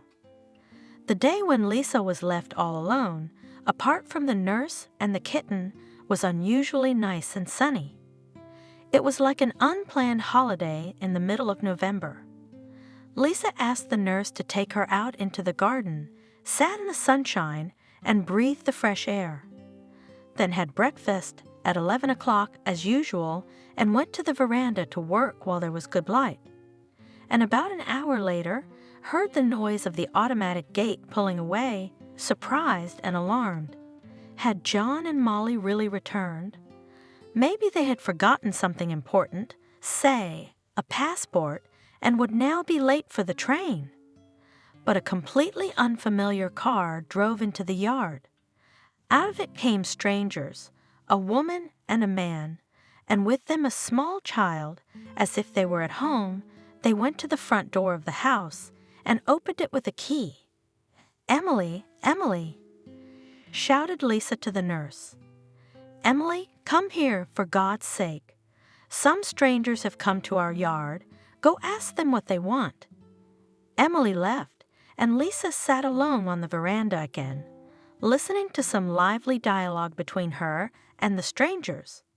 She could hardly make out the words from the veranda, and here came the disturbed Emily, and with her the man who had come in the big unfamiliar car. Good afternoon. Weren't you supposed to leave before today, as agreed? What do you mean? I don't understand, Lisa. What was the agreement? With whom? With the salesman, of course. The man chuckled. We bought the house. You bought the house. Lisa's eyes darkened. No, it can't be. This is some kind of terrible mistake. This is my house. I live here. I've lived here for a long time. The cottage belonged to my late father, then to me. But you sold it to us, didn't you? The man pulled some yellow paper out of his bag. Look at this. Your husband signed the contract for you with a power of attorney. Read it, read it. You gave him the power of attorney. I did. Lisa echoed. But I didn't know. Listen to me. I had absolutely no intention of selling the cottage. She shrieked, finally realizing what was happening. John must have been deceived, missiled. Wait, I'll call him now. She pulled out her phone and pressed the call button. There was no dial tone for a long time, and then the cell phone operator announced, in the voice of a mindless mechanical robot, that the subscriber was not answering or temporarily unavailable. Not picking up the phone, probably communications out of the way. They left this morning, John and Molly. You know Molly has a plane out of New York today. She said to the man who was standing beside her, looking around, looking bossy. Mason, what's going on here? His wife came in and also looked at Lisa with surprise. And who are you exactly? I am the owner of this cottage. Lisa told her rather uncertainly. You were sold it by mistake. By mistake? The woman became agitated. By mistake, you say? Yes, I'll call the police. What kind of mistake? This isn't a joke, my dear. Here's the deed. Here's the register. This is our house now. So I'm gonna have to ask you to leave. Leave? Lisa was indignant. Where do you expect me to go? What do we care? The woman smirked. It's not our concern anymore. Shaking with terror, Lisa dialed Molly and John again and again, but could not reach them. Then, in utter despair, she called William. "Hello, William. It's Lisa, yes. You know, I've had a terrible situation.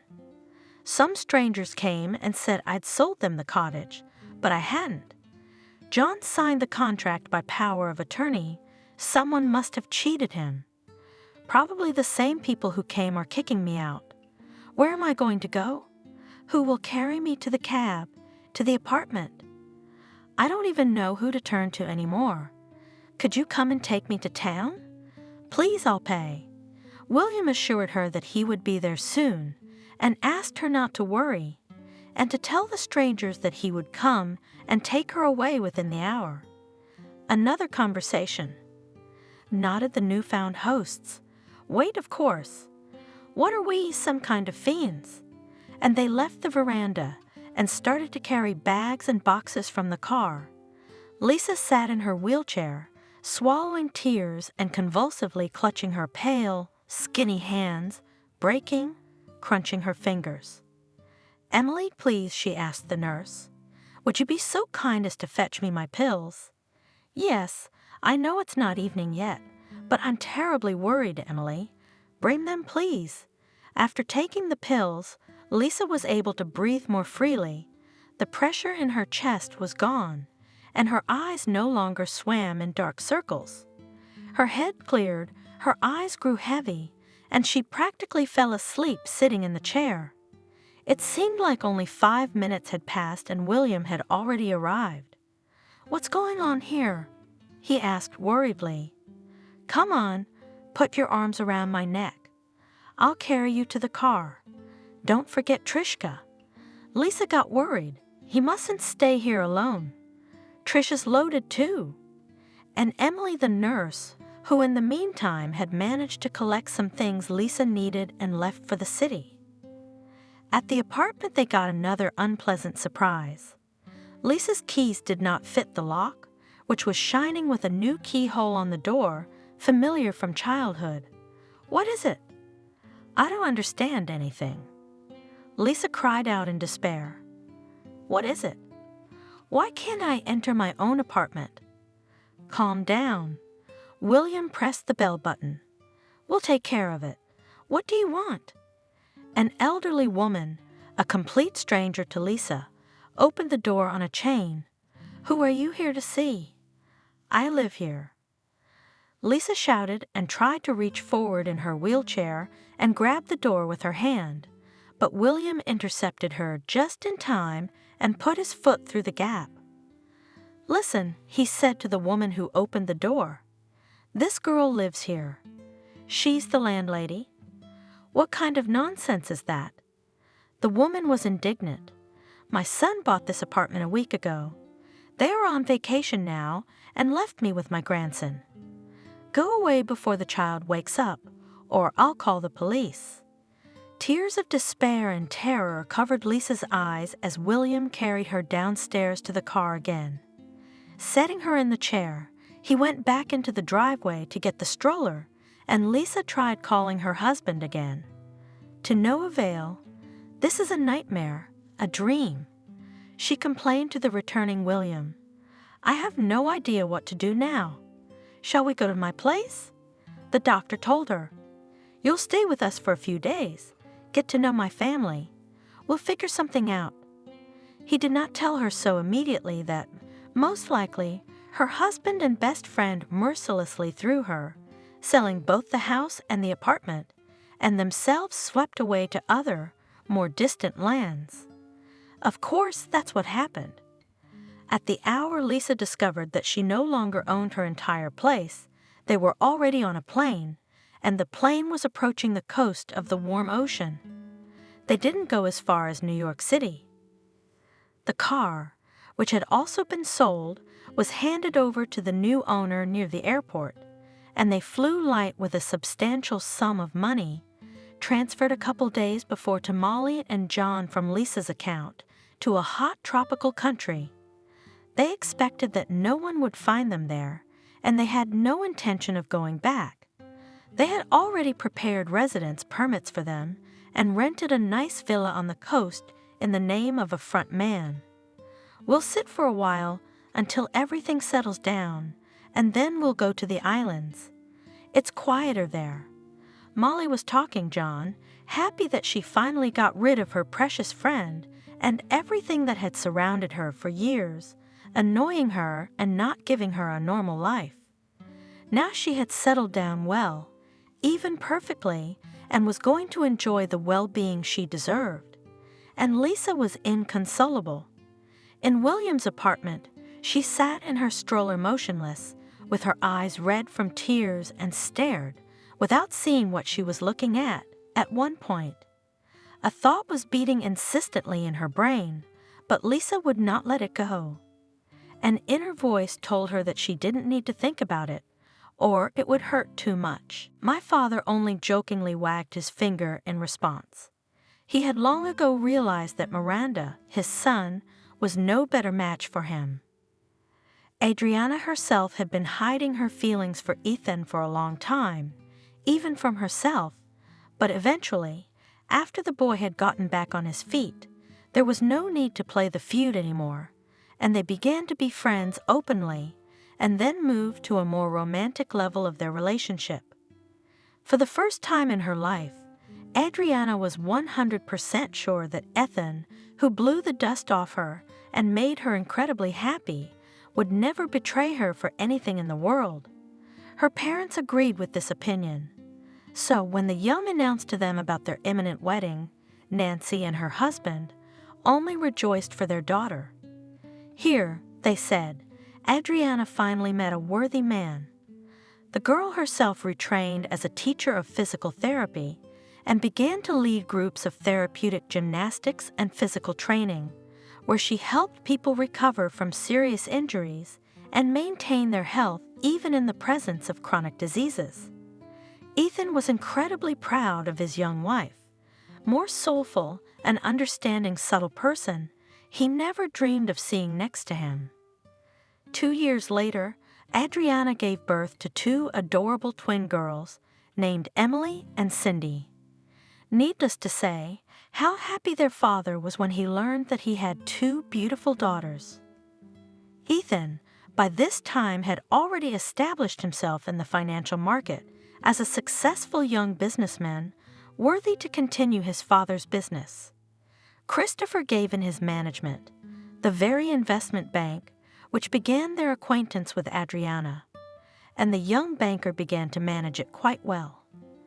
One day, when Adriana arrived at her husband's office, accompanied by a baby carriage, Ethan quietly led her into his office and silently pointed to the CCTV cameras installed in the HR department. "Do you recognize it?" he asked, looking at his wife.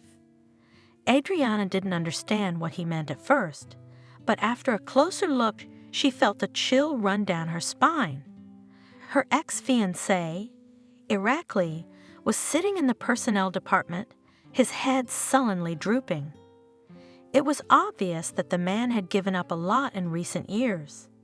"I checked him through my channels," the young businessman told his wife. "He's completely drunk, lost everything he had in illegal poker clubs. That's why his wife and kid left him, and his rich parents disowned him. So Irakli was left all alone in this world. There is still justice on this earth. What is he doing here?" Slowly asked his wife, Adriana. "He came to apply for a job with us." Ethan answered nonchalantly, "Way to get the stroller," and Lisa tried calling her husband again. To no avail. "This is a nightmare, a dream," she complained to the returning William. "I have no idea what to do now. Shall we go to my place?" The doctor told her. "You'll stay with us for a few days, get to know my family. We'll figure something out." He did not tell her so immediately that, most likely, her husband and best friend mercilessly threw her, selling both the house and the apartment, and themselves swept away to other, more distant lands. Of course, that's what happened. At the hour Lisa discovered that she no longer owned her entire place, they were already on a plane, and the plane was approaching the coast of the warm ocean. They didn't go as far as New York City. The car, which had also been sold, was handed over to the new owner near the airport, and they flew light with a substantial sum of money, transferred a couple days before to Molly and John from Lisa's account, to a hot tropical country. They expected that no one would find them there, and he wants to try his hand at being a guard. Do you think we should give this man a second chance? Ethan had long known about his wife's past, including Irakli's betrayal, but he had never judged her. On the contrary, he sympathized with her and dreamed of personally punching the bastard in the face. And now Ethan offered his wife to do with this scoundrel whatever she deemed necessary. If you want, I'll go out there right now and beat him up so he won't be in this town for another year, but for you and everything he's done to you. Adriana shook her head negatively. You shouldn't. Look at him. I think life has punished him enough already. Let's not add to his misery, shall we? Get him a job, not as a security guard, but as a janitor. Let him work in the fresh air like I used to. Besides, that way he can't steal anything from the office and then gamble it away. Whatever you say. Ethan nodded, then turned off the camera monitor. I'll try to get off early tonight. Shall we go to a restaurant?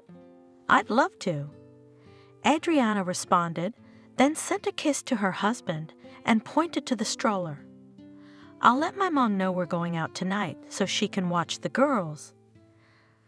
Going outside, Adriana tried to get into the car as inconspicuously as possible, having put the children inside and fastened them securely in the small, brightly colored car seats. She did it just in time. As soon as she slammed the car door shut, Irakli's figure emerged from the bank building.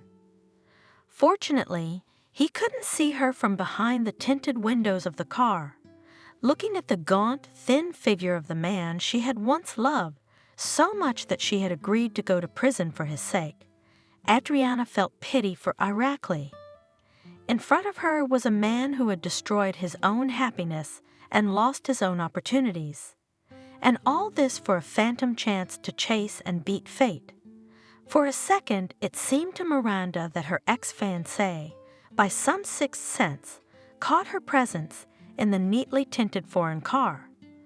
Iraklius looked at Adriana's car for several long moments, literally devouring with his gaze the one who, according to his assumption, could be inside behind the wheel. Had he guessed that Adriana was the one inside? The woman didn't want to know the answer to that question. Instead, the words her father had once spoken rang clearly in her mind. He's possessed. That's why his eyes are burning. 3-7 ace. And the young banker began to manage it quite well.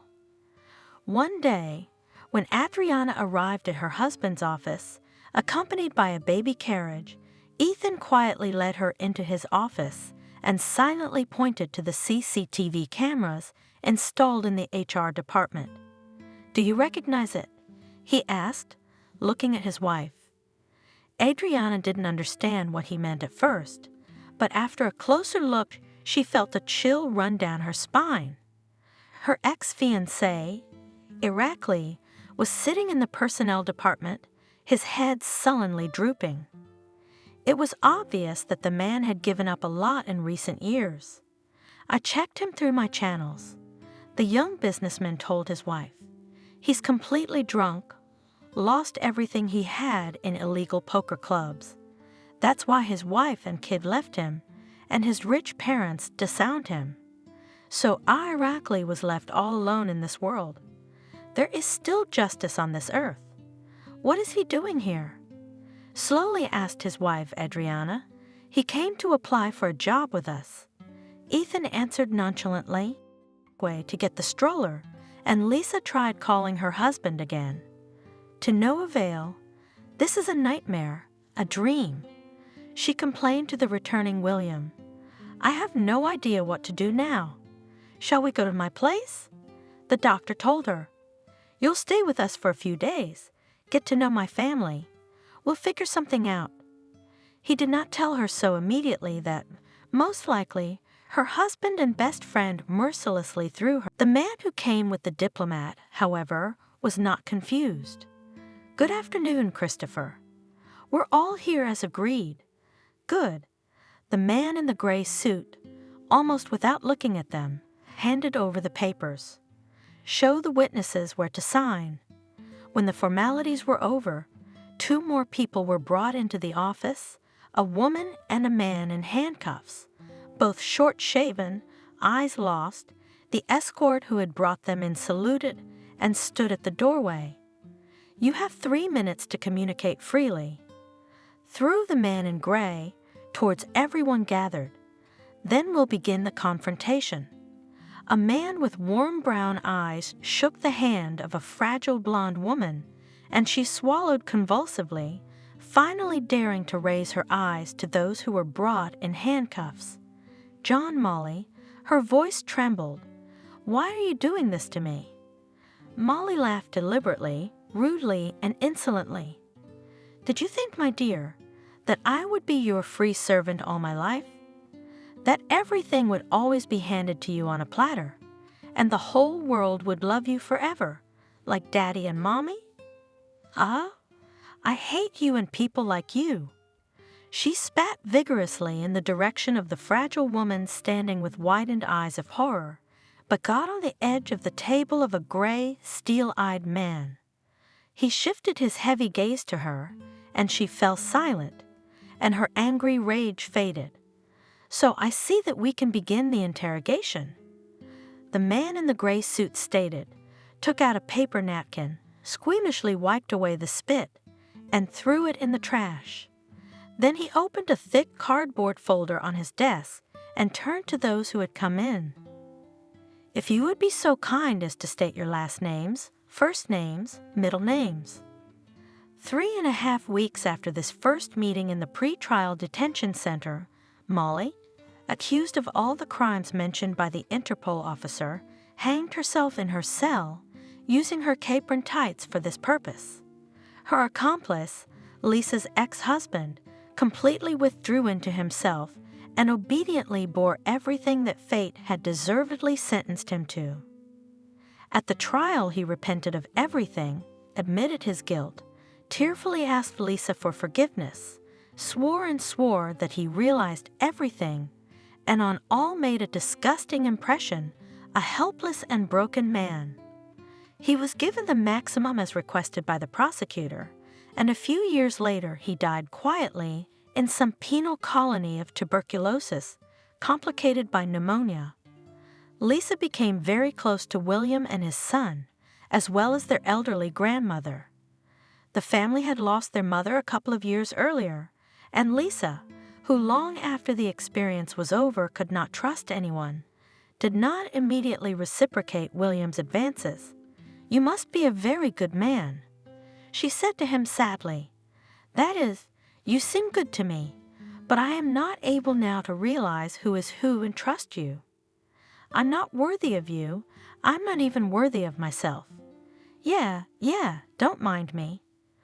I'm just an idiot who can't see what's going on under her nose, and I'm a complete stranger to people." "That's okay." He comforted her. "You're the most courageous and resilient person I know." "Yes, I am," she grinned.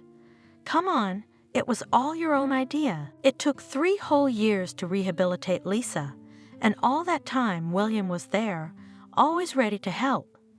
And one late summer evening, sitting on the veranda of her returned cottage and pensively looking at the lantern on which the silly, burning from their relentless and impossible striving moths were beating, she quietly said, sitting next to William, "You know I'll never marry again, and I'll never have children.